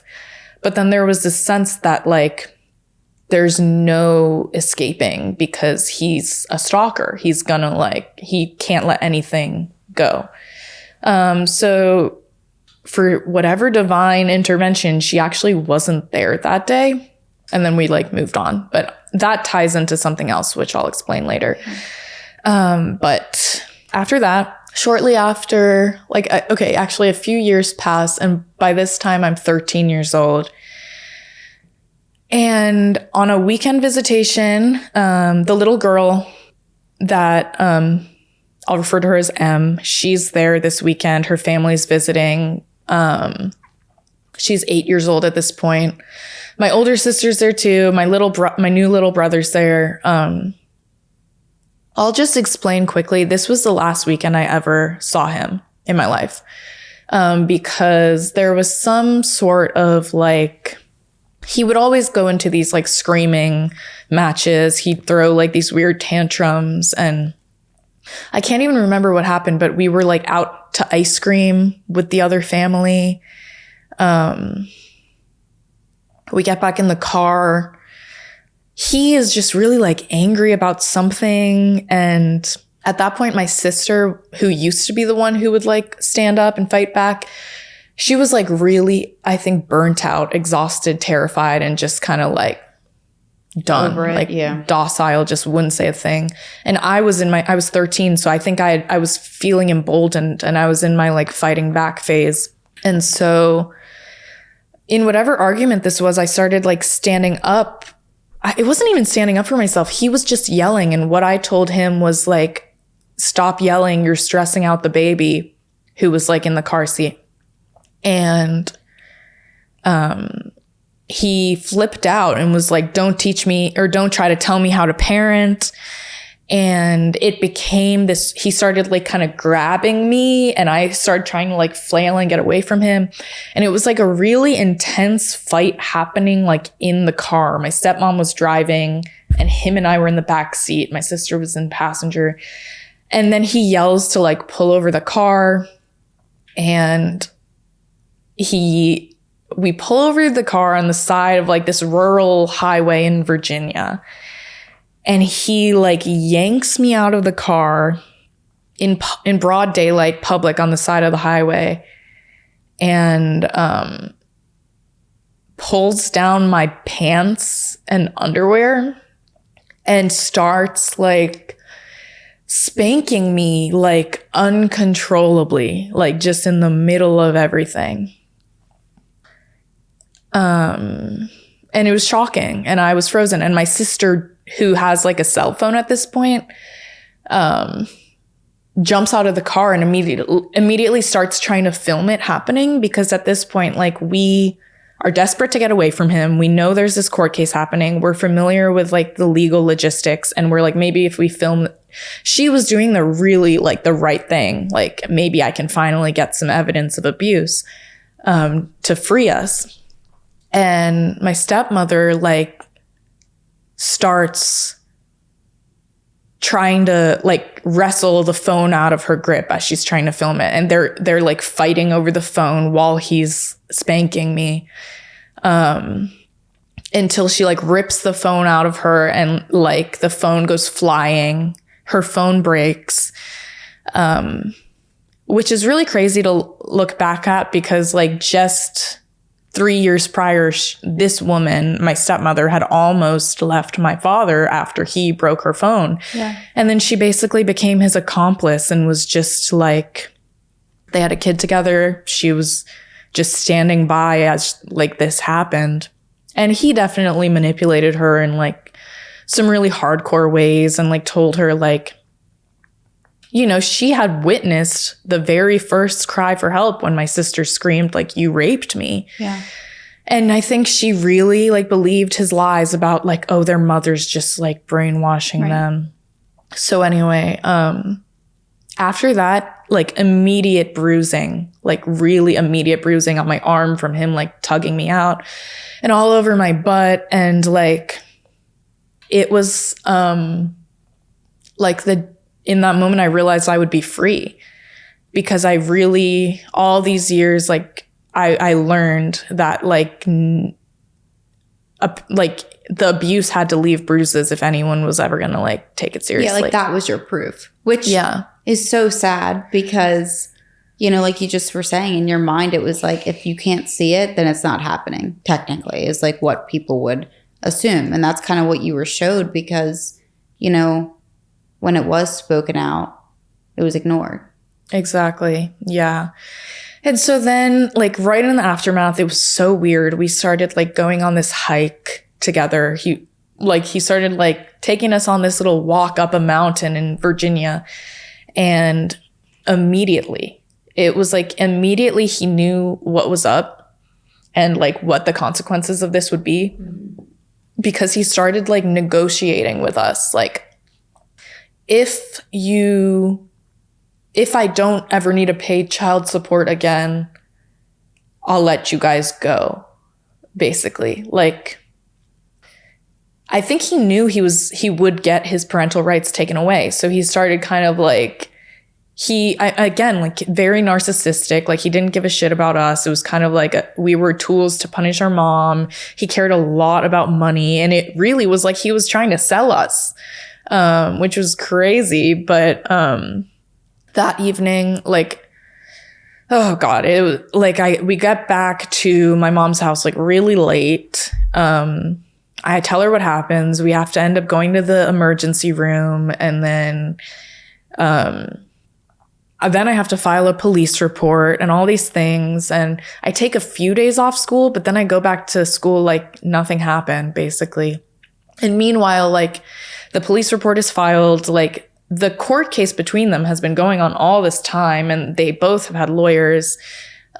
So they end up coming to some agreement, like some mitigation outside of like court, where they just agreed like he won't have to keep paying child support, but he's going to give up his legal rights as our father. Like, and in order for that to be allowed legally, the kids have to like have someone else to adopt. So my stepfather ended up adopting us and becoming our new legal dad. And at that point, our last name changed. So it was Kelsey Owen, William Owen being my rapist, former dad. And then my stepfather adopted me. My last name changed to Kelsey Zazanis. And at this point, your mom and your stepdad still didn't know about the rape. They just knew about that incident of the physical abuse. Exactly. Okay. Yeah. And I have one other question that I meant to ask before. And you might not know the answer, but do you think when he was recording you and the little girl, do you think he was keeping that for himself, or do you think that he was sharing that with anyone else? So there's really no way for me to know. Okay. I'm really not sure, but I wouldn't be surprised if he like, you know, was doing it for some sort of personal trophy type thing. Right. But I also wouldn't be surprised if he was distributing it, because child pornography is like a multi-billion-dollar industry. I was going to say, especially when you mentioned like how like the money aspect. It's like, right. Yeah. I mean, what do you really know of what he was doing with it? Exactly. Yeah. And it was like better to assume the worst with someone like that. Yeah, for sure. But to this day, like, I don't know if I have those, if those are circulating of me. Like, there's really no way. But after that, he got his parental rights taken away. I never saw him again. And I just like... Even to this day? To this day, never saw him again. And you were 13? I was 13, yeah. But there was like one final goodbye, which was really weird. It was like for him to agree to this, he was like, I just need to be able to say bye to them one more time. It was like, I don't know, it was gross. But like I had to kind of go along with it because I was getting my freedom in exchange for that. So then I started high school with a new last name, and I didn't go to therapy. I never talked about it. It was just kind of like in the past. And I tried to like build like a good new life for myself. I'll try to tell the rest like fairly quickly, but I instantly became anorexic, and like my entire like age 14, I developed like a lot of disordered eating habits, and just like ultimately the way I view it, like similar to the OCD symptoms, it was like my way of coping and my way of trying to gain some sort of control to make life feel manageable after everything I'd been through. And on a deeper level, like my body had been invaded so many times that I learned early on that I had no bodily autonomy, like that my body didn't belong to me. And there were these, like, in at least like controlling what I ate and what went into my body, like it was literally like my way of trying to reclaim my body. Like before, I had no control over what literally went in my body, like in terms of him entering me. Yeah. And so controlling what foods I ate and what I put into my body, I think really was a response to that. So meanwhile, through all of this, I'm still like really thinking of myself as like, oh, I'm really anxious. I have OCD. Like I'm seeking like psychiatric help, and I get really depressed. And so I just think I have depression and all of that. But like I was trying to be a normal teenager, and at this point I was repressing everything. Like everything was wiped from my memory. And that was really my way of functioning. And I wish I could like really describe how it worked, but it was really almost like snap of the fingers and it's gone. Like after that rape, it's gone. After the kissing lessons, mouth rape, the next day it's gone. Like it was that level of like compartmentalization. And, you know, by the time I'm like 14, 15, I get my first boyfriend and my first kiss, quote unquote, which like I had repressed the previous thing. So I really like wanted to believe that I was having these new experiences. And eventually like my high school boyfriend and I, like it's spring break and I have him over at my house and we're like making out and start kind of like fooling around. And we didn't have sex or anything like that, but like, he fingered me and I was just very uncomfortable with like that kind of sexuality, I would say. But like, and this is a problem that continued as it does for like a lot of survivors, but on a even more extreme level, I had no feeling in my genitals. Like I was actually completely numb. And after the abuse, like as a child, I never looked there. I never touched there. It was like I was pretending my private parts did not exist. I wanted nothing to do with it. And that boyfriend was like the first time I was like kind of reacquainted with the fact that that's like something I have. But I didn't feel anything. Like it was like, I truly believe my body like had, after those like really traumatic experiences, like shut down all sensation. Because then when I ended up going to college eventually and like continued exploring in that way, like I was completely numb, sensationless, all these things. And I went to college. I moved all the way to California because I really wanted to like get as far away from my past as possible. And I found a lot of great friends. Like I was really trying my best to like start this new life for myself, but like I was haunted by like really severe quote symptoms of like anxiety, depression, like what I now conceptualize it after really learning about nervous system science and stuff like that. Like my body, it was taking immense amounts of survival energy to keep everything repressed. And like these symptoms were really like communication from my inner self, like trying to make certain truths known. And eventually, after my first year of college, I became very depressed and honestly reached a point where like there were moments where I wanted to die, which was something I had never thought about seriously. And oh shoot, I forgot an important part of the story. My sister, who had threatened me with suicide when I was like 6 and after I'd witnessed the rape, throughout her whole psychiatric journey, she actually like tried killing herself multiple times throughout childhood. Like the first time was like when she was 10 years old. She like came out of the school bathroom and basically like told one of the teachers that she tried to hang herself in the bathroom and then got hospitalized. So that explains why on a lot of weekends I ended up being alone with my father, because like there were multiple suicide attempts where she would end up like in the children's hospital.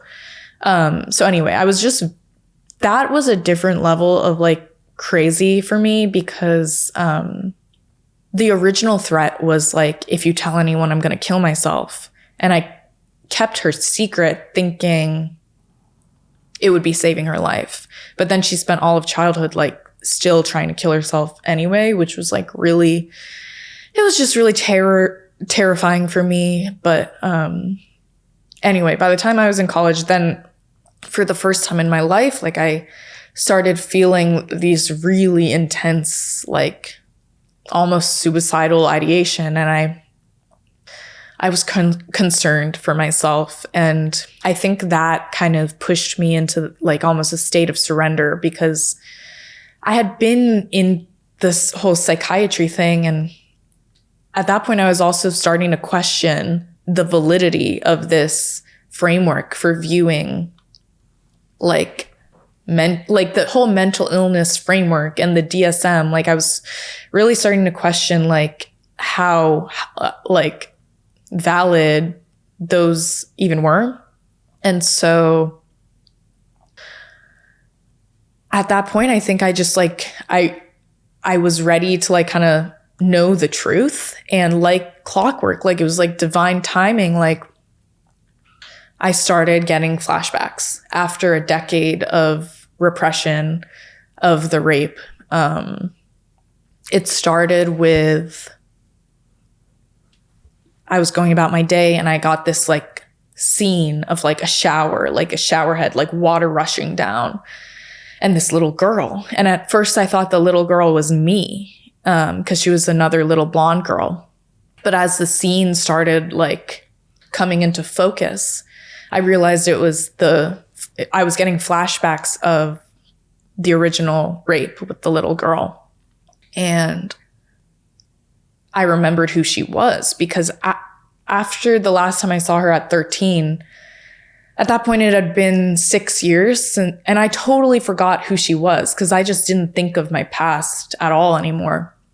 And so that started coming back to me, like gradually the memories like clarified, and with each flashback came like a physical flashback. Like I felt it. It wasn't just like intellectual, like I'm remembering this. It was like my whole body. I could feel the rape in my genitalia, which also makes sense as to why I was really numbing out that part for so long. But basically, I call my mom, like I tell her what's happening. Like for the first time, I tell her the truth, and she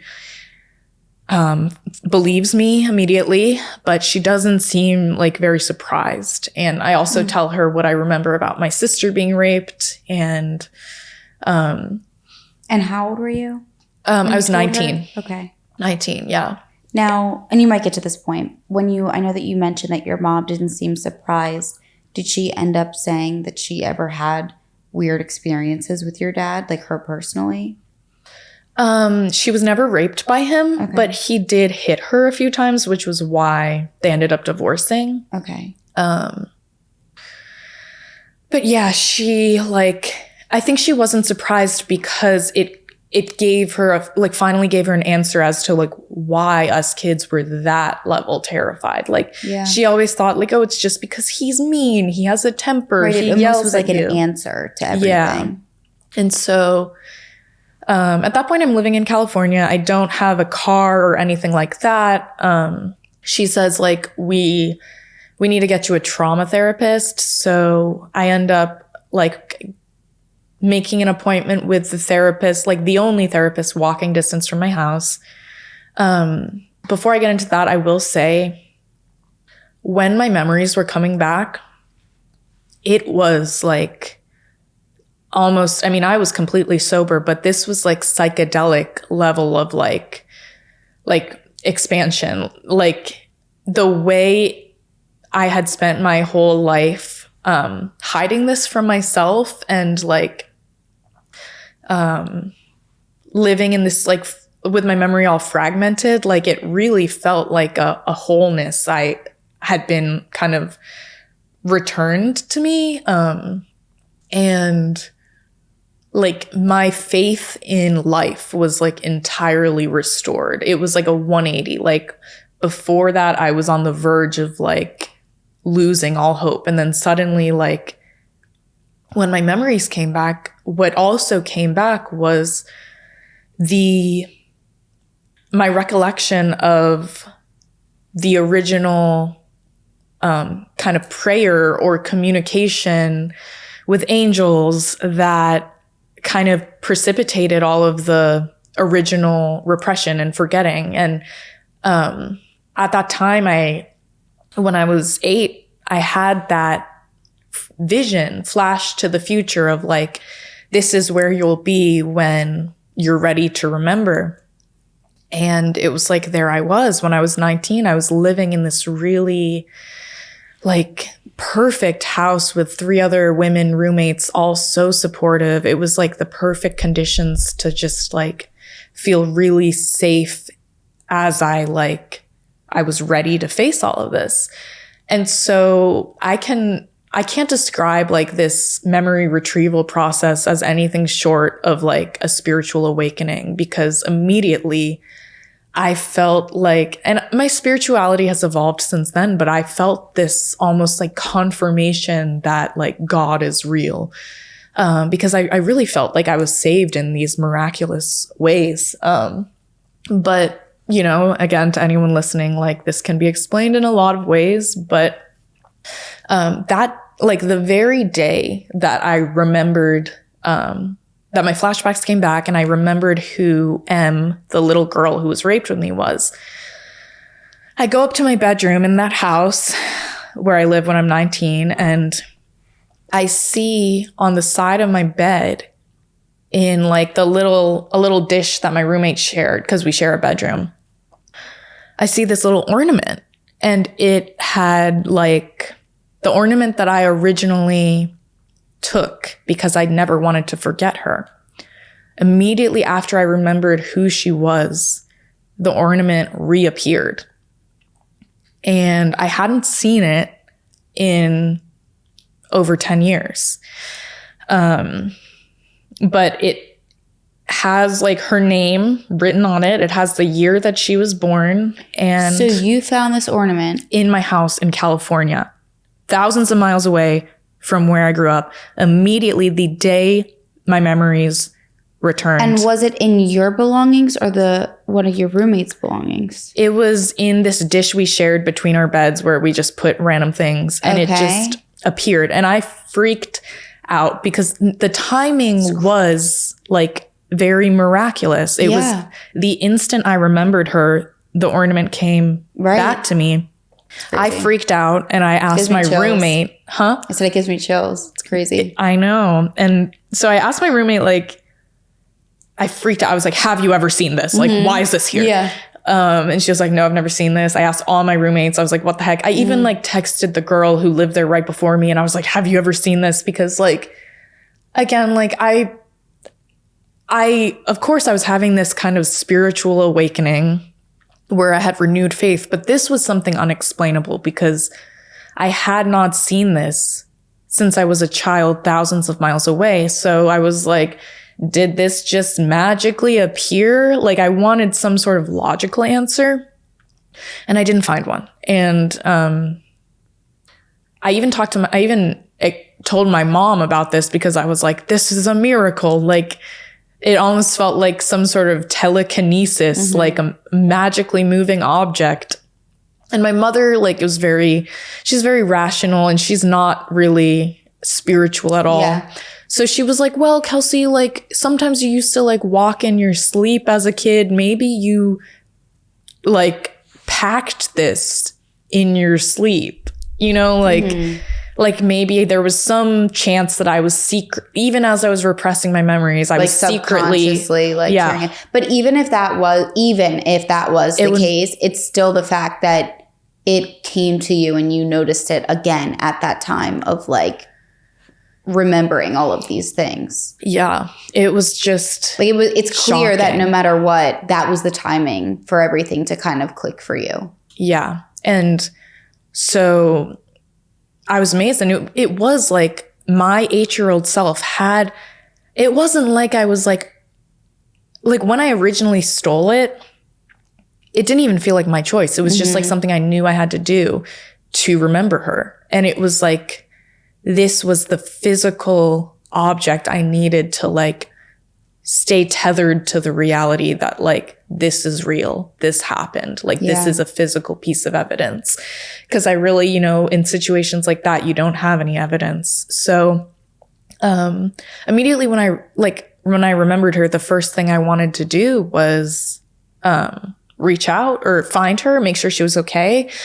So I searched for her on Facebook and I found a profile, and I wasn't going to do anything crazy. I wasn't going to tell her, like, for her to be abused at 3 years old, it was also likely that she had no memory of it. But I just wanted to make sure she was doing okay. And so I messaged her on Facebook saying like, hi, this is Kelsey. I'm not sure if you remember me, but like, I just wanted to see how you're doing.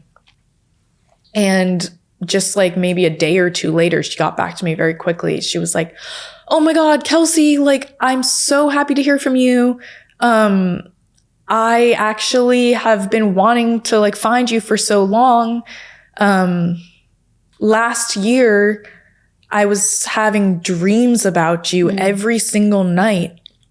And so I asked my dad to help me find you, and we found your Instagram. So I have been following you. I made this post about you, which is like, this is the crazy part, because I was shocked and I look on Instagram. She tells me what her handle is. And then I see that 2 years before, she had tagged me in a photo of her and me as kids with the caption that was like, "Dear Kelsey, this is the kid who looked up to you back then and still looks up to you today."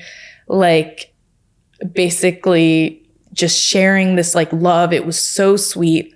But it was also kind of jarring because it had been years. Yeah. And she was still holding on to this memory of me.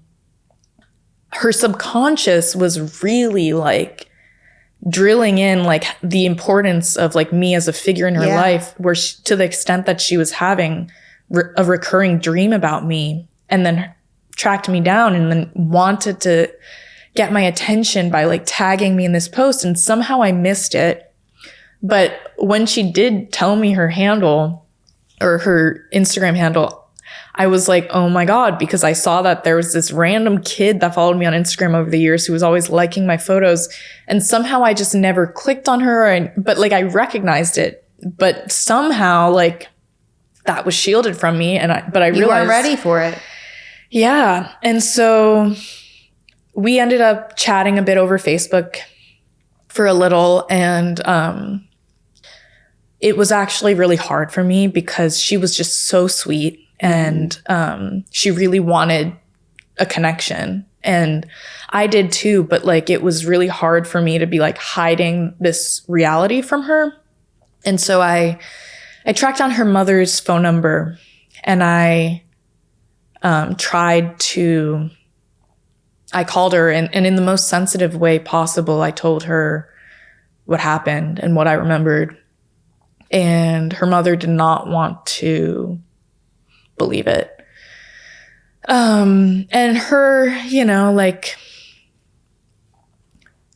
I guess her daughter was fine enough to like not be freaked out, even though I know that there were some concerning things in her behavior as a kid. But her mom didn't want to believe it. And she said to me on the phone, like, you were on pills back then, like referring to the psychiatry thing. And like, maybe there was some chance that meant I was crazy and unreliable, even though the reality is I got put on those pills because I had witnessed rape and was raped. So it was really ironic and really sad. But after that point, I was kind of like, I did all I could do. So did the mom say something to the daughter?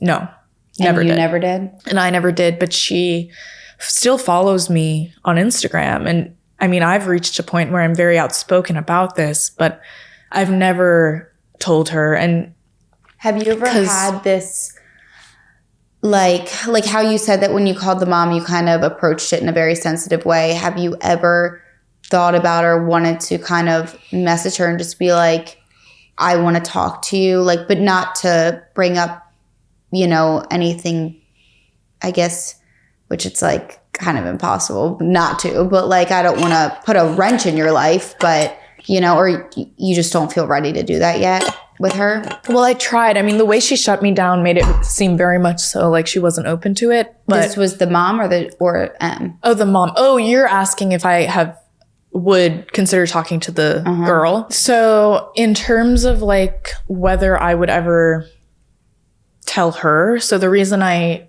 reached out to her mother was because at that point she was only 14. So she was underage, and I definitely would not have wanted to like tell her that. Yeah. But I wanted to like be responsible and make sure her mother knew.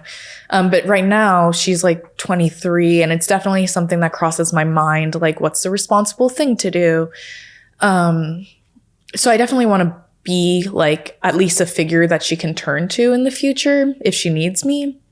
But that kind of brings me to the fact that, as I started grappling with the memory retrieval and stuff like that, I found a trauma therapist. And at this point, I had never met anyone who was sexually abused. I really didn't know that was a thing. Like I had no real exposure to incest or child rape to really like when my memories came back, it almost felt like, am I the only person this has ever happened to? You felt like alone. Yeah, I didn't know how common it was, but a wild coincidence or synchronicity was that when I finally saw this trauma therapist, I show up to her office. I'm like, she's this very old lady, and her office is full of these little like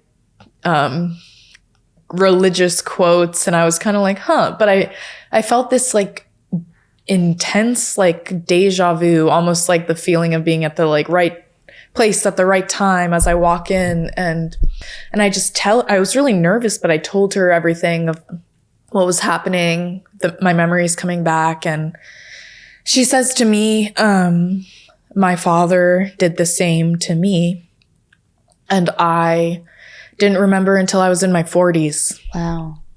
Yeah. And so she said, like, I used to work as a pharmacist, and then once I remembered, I went back to school to become a therapist. And so that kind of was the beginning of my entry into like this world of really diving deep and learning about incest, like the reality of incest and the reality of memory repression and just how common it was. But this woman, like, it really felt like a miracle that like the first therapist I called walking distance from my house, like, right. She was the person I needed, because I needed someone. Like, it's one thing to like try to support someone through that, but it's a different level being with someone who experienced it and understands. They truly understand. It's not just from an educational standpoint. It's like the education plus the true experience that I think exactly makes it so much more relatable. Yeah. And so basically, I'll try to wrap it up because we don't have that much more time, but like that became a wild journey. She told me basically like people remember when they're ready to remember. And at this point, my former sister was still heavily repressing all of it.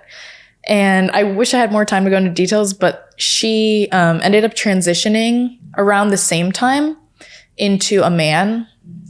And around the same time that you kind of began remembering everything. Wow. So my sister was undergoing transition and is now my brother, named Noah. So it won't even be that complicated, but I'm going to refer to him as Noah now. I go home like on the next break from school and visit my mom and him. And my mom kind of fills him in, like my mom like brings him in the loop of like what's happening. But I kind of warned my mom, based on what my therapist told me, I warned her like, people remember when they're ready. And my therapist told me like, don't try to tell your brother, like wait for him to remember in his own time.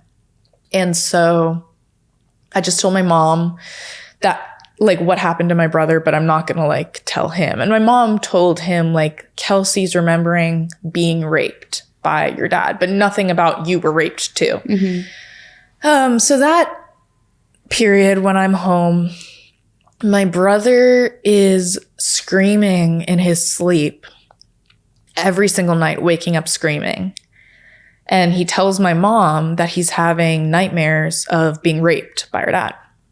But his level of repression and denial and dissociation is like so deep that he's just explaining it like, oh my God, like poor Kelsey. I just feel so bad for Kelsey that I'm having these dreams, without really like wanting to confront that like these aren't just nightmares. These are actual flashbacks that he's having. But my mother was so concerned for him that she kind of asks him one night, or kind of tells him one night, like suggests like, Kelsey says this might have happened to you too.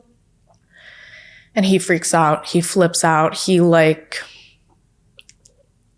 screamed at me. It was like really insane, really crazy. And it's sad too, because I don't think we even have and maybe, professionals have a better understanding of this, but even the age difference between you guys of it happening, I feel like could kind of play a role or a part in like the memories, or kind of, you know what I mean? Oh, well, I should clarify. It happened to him when he was 8 and I was Right. 6 witnessing it. And then it happened to me when I was 8. So it was like my father chose 8 years old to begin for both of us. Okay. If that makes sense. Yeah. But that was really intense. Like my brother, I should say, like throughout all of his instability in life, like he treated me very chaotically, very poorly, which really like hurt after like I thought we were kind of in this solidarity together. But I had good friends in California, and I spent the next portion of my life really diving deep into the technicalities of trauma healing. And I became like when my memories came back, all of the psychiatric framework that I used to use to conceptualize my suffering, it vanished, because suddenly each and every behavior and each detail of my life made perfect sense given what I had gone through. And so whatever, quote, mental illness I thought I had, like, was gone. Retrieving my memories, like, really erased any thought I had that I might ever have had a mental illness. And really, like, all of everything I had gone through was like a brilliant survival response from my body to survive like unbelievable circumstances. That was how I viewed like everything my brother had gone through as well. And so I got off all medication, like responsibly and gradually. And that really left me with, I mean, the levels of rage in like peeling back the layers of the damage done, like once I was in adulthood, because I won't go into it, but like the trauma, the effect on me physically, like, and on my sex life and on my relationships. And like, I've been deeply haunted by this. And it's been 10 years now since my memories came back. But It's been a journey, and I've done a great job, in my opinion, like really divesting from that psychiatric framework and reclaiming like my story. So I got off the medication. I got really into like critiquing psychiatry, because honestly, I do think in a lot of cases, especially when they're medicating children, like it can be used as a tool of repression. Absolutely. That really serves to like perpetuate these cycles of abuse when you individualize the problem and ask these questions of like, what's wrong with you? Like asking a child, like, what's wrong with this child, when you should really be asking what happened to you. Yeah.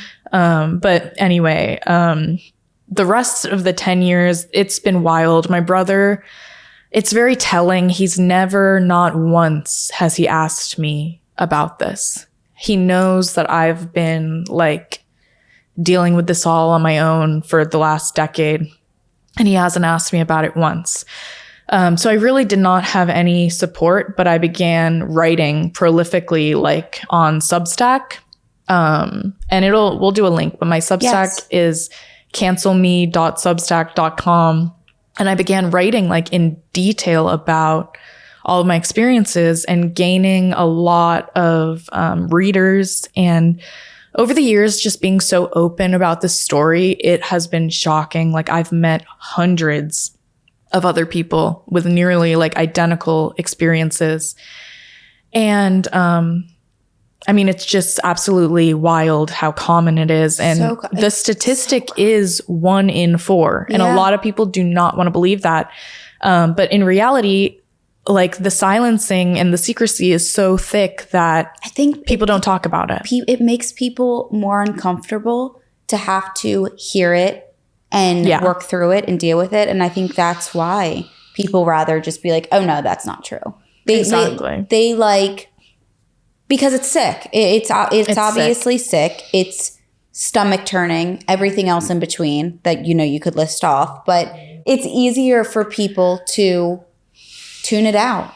And I think, like you said, that's why so many people have this, it's like it's such a taboo subject, which like, obviously so, it's horrible, it's disgusting, but it needs to be spoken about because like you said, the more people that know about it and talk about it, the more children can heal from it, Yeah. And there are so many like different factors that really like uphold this on a societal level, because it's like way beyond individual. Like it's almost just there are so many structural factors that like prevent us from really grappling with this. Mm-hmm. But to try to wrap it up, I will say that like writing and like speaking out about it and finding other people who like were really grateful for that, like kind of for the way I was like speaking about it, it really helped. It's been quite a journey to try to recover from this, but the writing,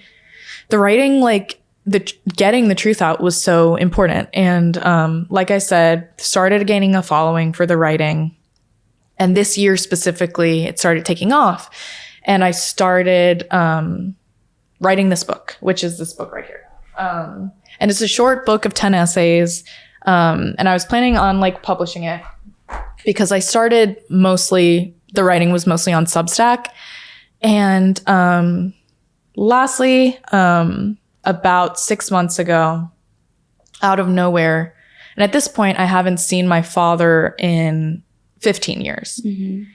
And out of nowhere, and I don't talk to my mother much because like there are, which I haven't gone into, but there are a lot of issues on her end. And essentially I just haven't felt a lot of familial support or protection. I felt very alone in this process, but I received a call from her.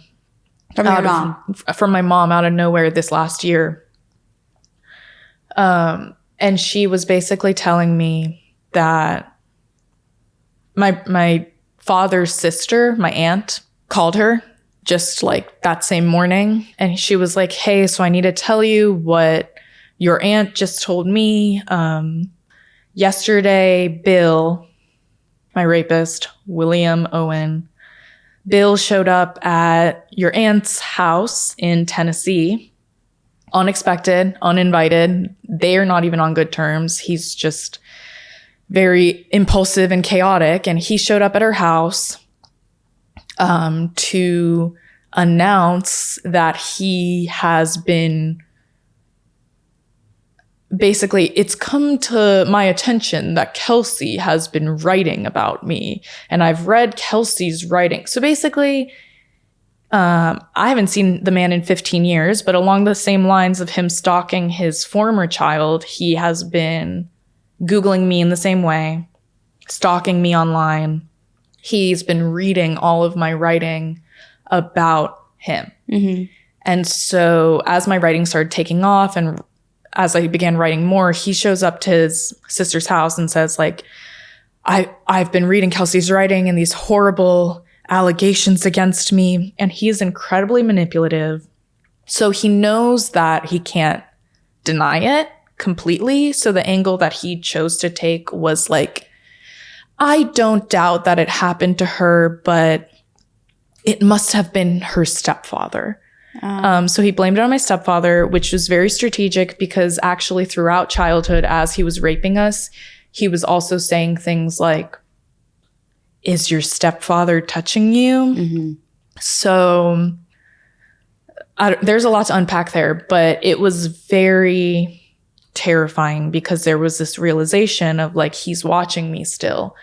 And I felt really violated too, because that's like it's like a very personal and intimate thing of mine. But right, it's a way for you to heal and connect with other victims. Yeah, and it's also kind of showed that he's still trying to have this sort of ownership and even like intimidate me through a grapevine, basically. Like, I'm not sure how premeditated it was, but it basically sent me the message of like, I'm watching you.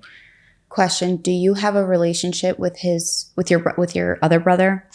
No. So unfortunately, like when he got his parental rights taken away when I was 13, it meant I could never see my younger brother again. Is he still with that woman? Yeah, wow. Exactly. So like to this day, they're still together. Wow. Okay. Yeah. So he grew up an only child with them. And so last time I saw him, he was 3 years old. Wow. And I similarly to, which is just crazy the way these patterns repeat. But the 3-year-old girl who I witnessed, who ended up having dreams about me repeatedly, like after I stopped seeing my brother, I would always dream about him too. Right. Like it's just really worrying. And then similar to that girl, like I definitely hope to be there for him in the future and share the truth with him if he is receptive. But I just really hope that like the damage isn't too far. Like I really hope that he, you know, finds a way to individuate and like find freedom from that family dysfunction. Like, well, I think too, like you mentioned, and I honestly didn't think about when asking you if you have or would want to reach out and kind of, you know, talk to M now, but like what your therapist said of kind of like letting people come to those memories in their own time, you know, and come to you if they decide to. It takes the responsibility and the pressure off of you of trying to like almost heal everybody and give everybody these answers, but more so to know like if and when they come to that realization on their own, you're there and you're open to help if that's what they want.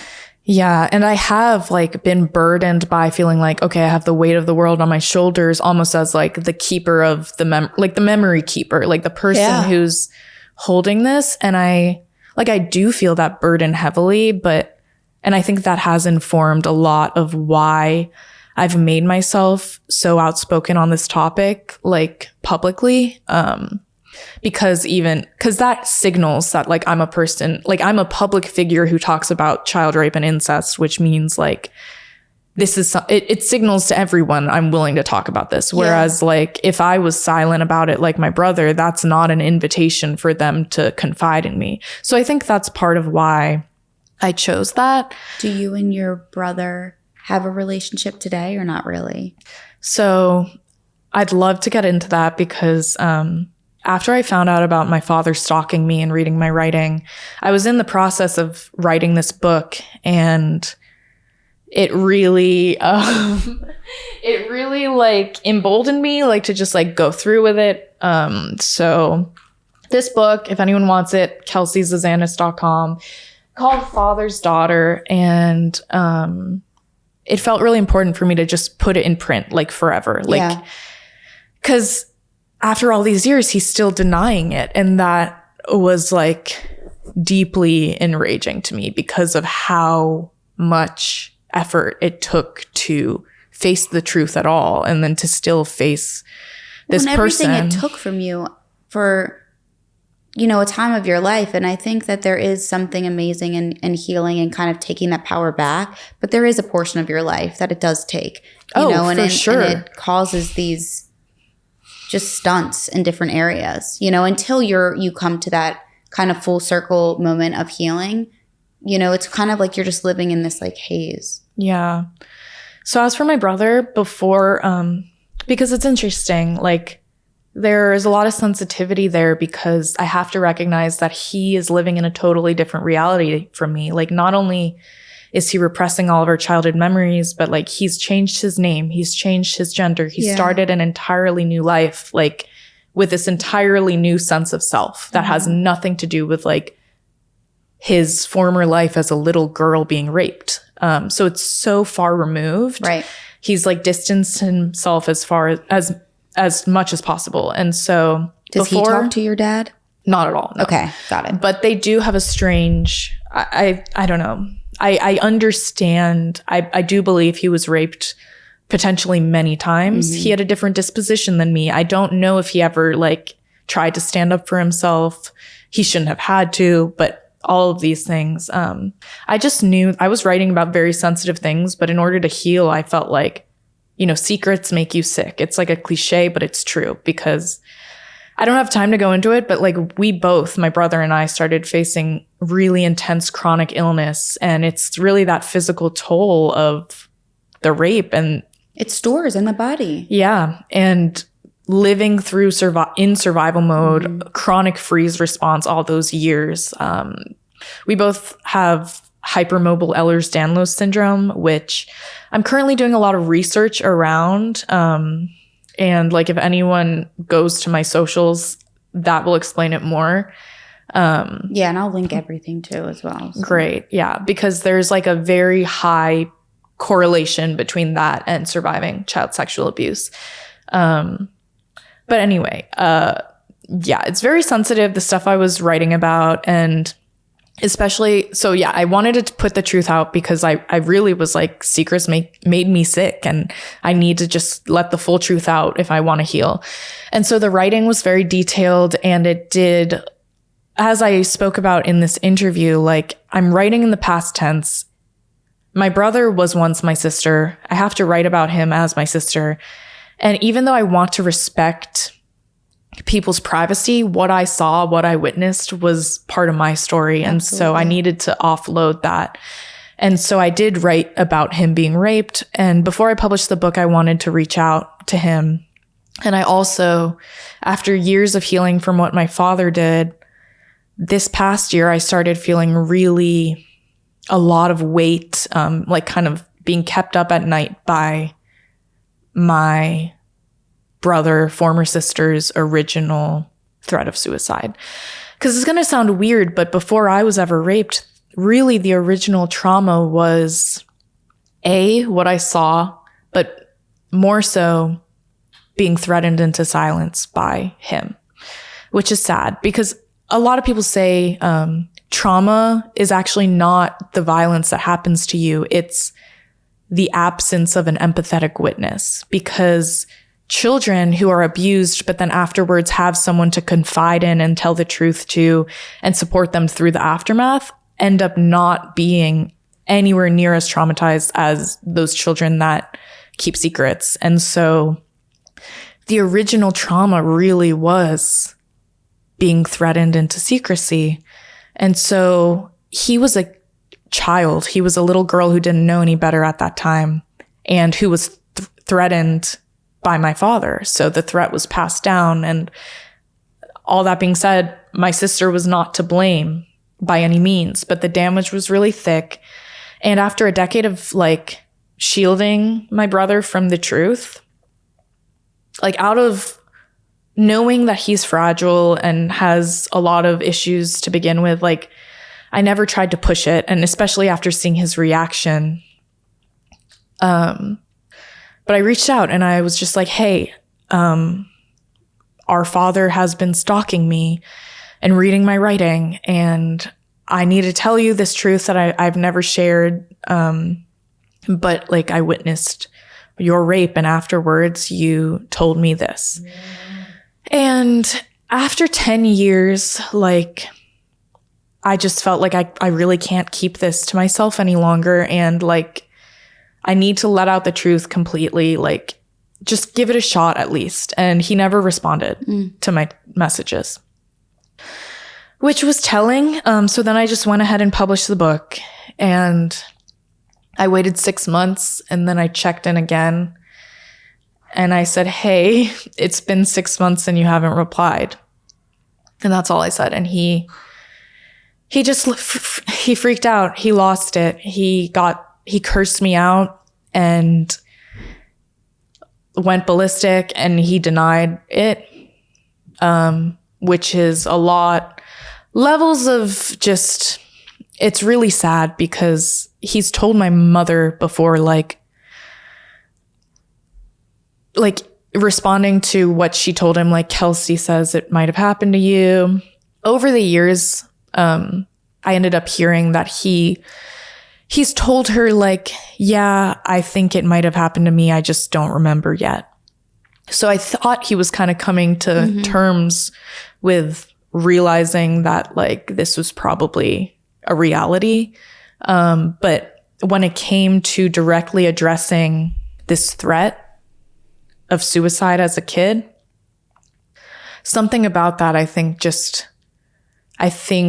almost brought him back to being that terrified child, like living with so much shame and freaking out. And he just didn't want to believe that was possible. So he just denied it, which to me logically is really frustrating because he has no memories of childhood. They're all repressed, but then he has the nerve to like say that didn't happen. Yeah. But it's like and I was like, no, you just don't remember it happening.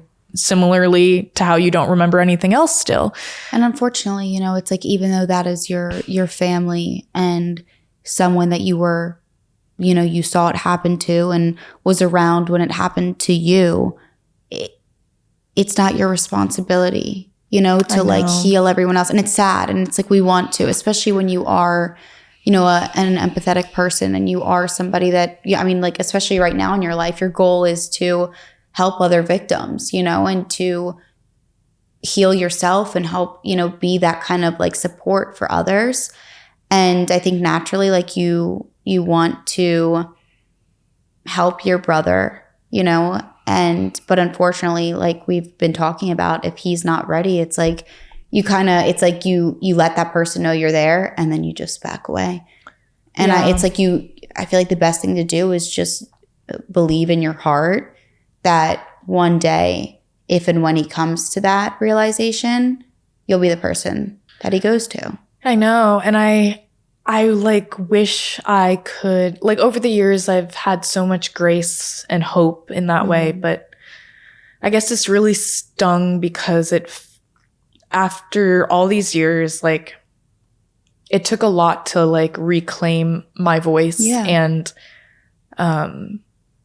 the truth of this. Like, all of this is just pure truth. And to be able to tell the truth was like a lot. And to have someone questioning the validity of the memory is really like disturbing, especially when, like, in my eyes, my father might have raped me either way, but like my biggest regret in life is like, that moment where I was threatened into silence. Like, if that hadn't happened, like, I might have trusted my gut and gone straight to my mom and told her like what I saw. And then maybe my life would have been totally different. But like, in terms of the spirituality and those things, like, I try to stay tethered to like this sense of things unfolding. Like, I don't want to say as they should, because really none of this should have happened. But in like their own like right time, yeah, you could say. Yeah, I hope so. And I mean, it's complicated. It kind of disturbs me because my brother is like technically my only witness. My other only witness was a 3-year-old. The only other person who's endured the same thing. And it's taken me many years, but I want to finally press charges. And in Maryland, there's no statute of limitations. So I can really press criminal or civil charges at any point. But like, and I plan to. But my biggest fear, it's really scary. I think it would destroy me if he was found not guilty. Right. If like, I don't ever want to see his face again in my life. Mm-hmm. But if you're going to, you want it to be where he's serving the time he should. And the thing is once again, I think that you'll know and feel within yourself when you're ready to open that chapter. You know what I mean? Like right now it might be like this, I don't know, because it is scary, you know, and I think at any point it'll be scary. But I feel like you'll come to a point where you're like, yeah, it's scary, but I rather try than not. And I think it's just like you said, it's giving yourself that grace and that time of like one step at a time. Like right now we're in our healing. Let's deal with this. And then whether it's in 6 months, 1 year, 5 years, you know, whenever you're in that next chapter and that next journey, that's when you open that door and you take that step. But there's no designated time on healing and on how you should go about doing things. You know, it's all in your own path and your own journey and what feels right within you, you know, and I think being able to speak about something so traumatic and so dark, and I mean, like you said, the word is gross, you know, like being able to recount these things that have happened to you and, you know, people around you that you cared so much about, that's not an easy thing to do. You know, that takes it's a lot of weight. It's very heavy. So being able to do that and write about it. And if you're in a place right now where you are healing yourself piece by piece, little by little, that's all that matters. Thank you. Yeah, I really appreciate it. Yeah, and I guess to close up, I mean, there's so much more I wish I could say, but really I should just say, like, I've written a lot about it, so I'd love if anyone... I was going to say, yeah, like, and you said you do have little videos, right, of just different portions, or no? Or is it all written? No, I've been on a few podcasts before, so if anyone, my Instagram is Making Friends Online, but you've written about it in more detail. I've written a lot, and the book contains a lot of the essays. Father's Daughter is the book name. Yeah, it's also available on Amazon. Okay, but amazing. Also my website, Kelsey. Send me all of the links, and I'm going to put everything in the description. So if people kind of want, you know, more information, more details, whatever, they can reach out directly to you and get your book and anything else. But I'm so grateful, obviously, that you came here and were willing to share these parts of your life. Thank you. Yeah, thank you so much I know this was long. It felt good to like put it all out in one place, and I really appreciate it. And of course. Yeah, I guess to anyone listening, just like I know so personally, so intimately what that terror and aloneness is like as a child, and like how relieving it is to be at an age where you can actually like consume media in this way that like allows you to make sense of these things. And to anyone listening who doesn't relate, like, it's an honor that you're educating yourself on this stuff. And also just like, thank you for using your platform in this way, because like as a survivor, incest is really a topic, and child rape, child sexual abuse, it is not covered on mainstream platforms in any way. And yours has really like somehow become like one of the only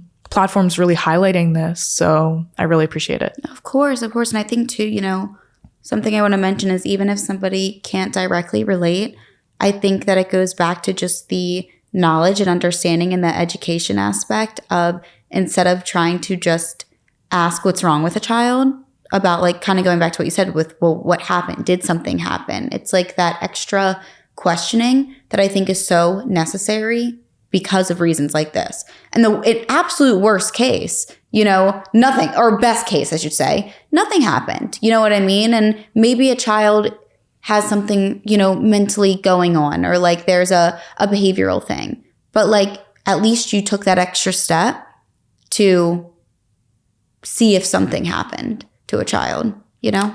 Yeah, because like, again, like the statistics are striking. Like it's really insane. It's really disturbing. Yeah. So it happens so often.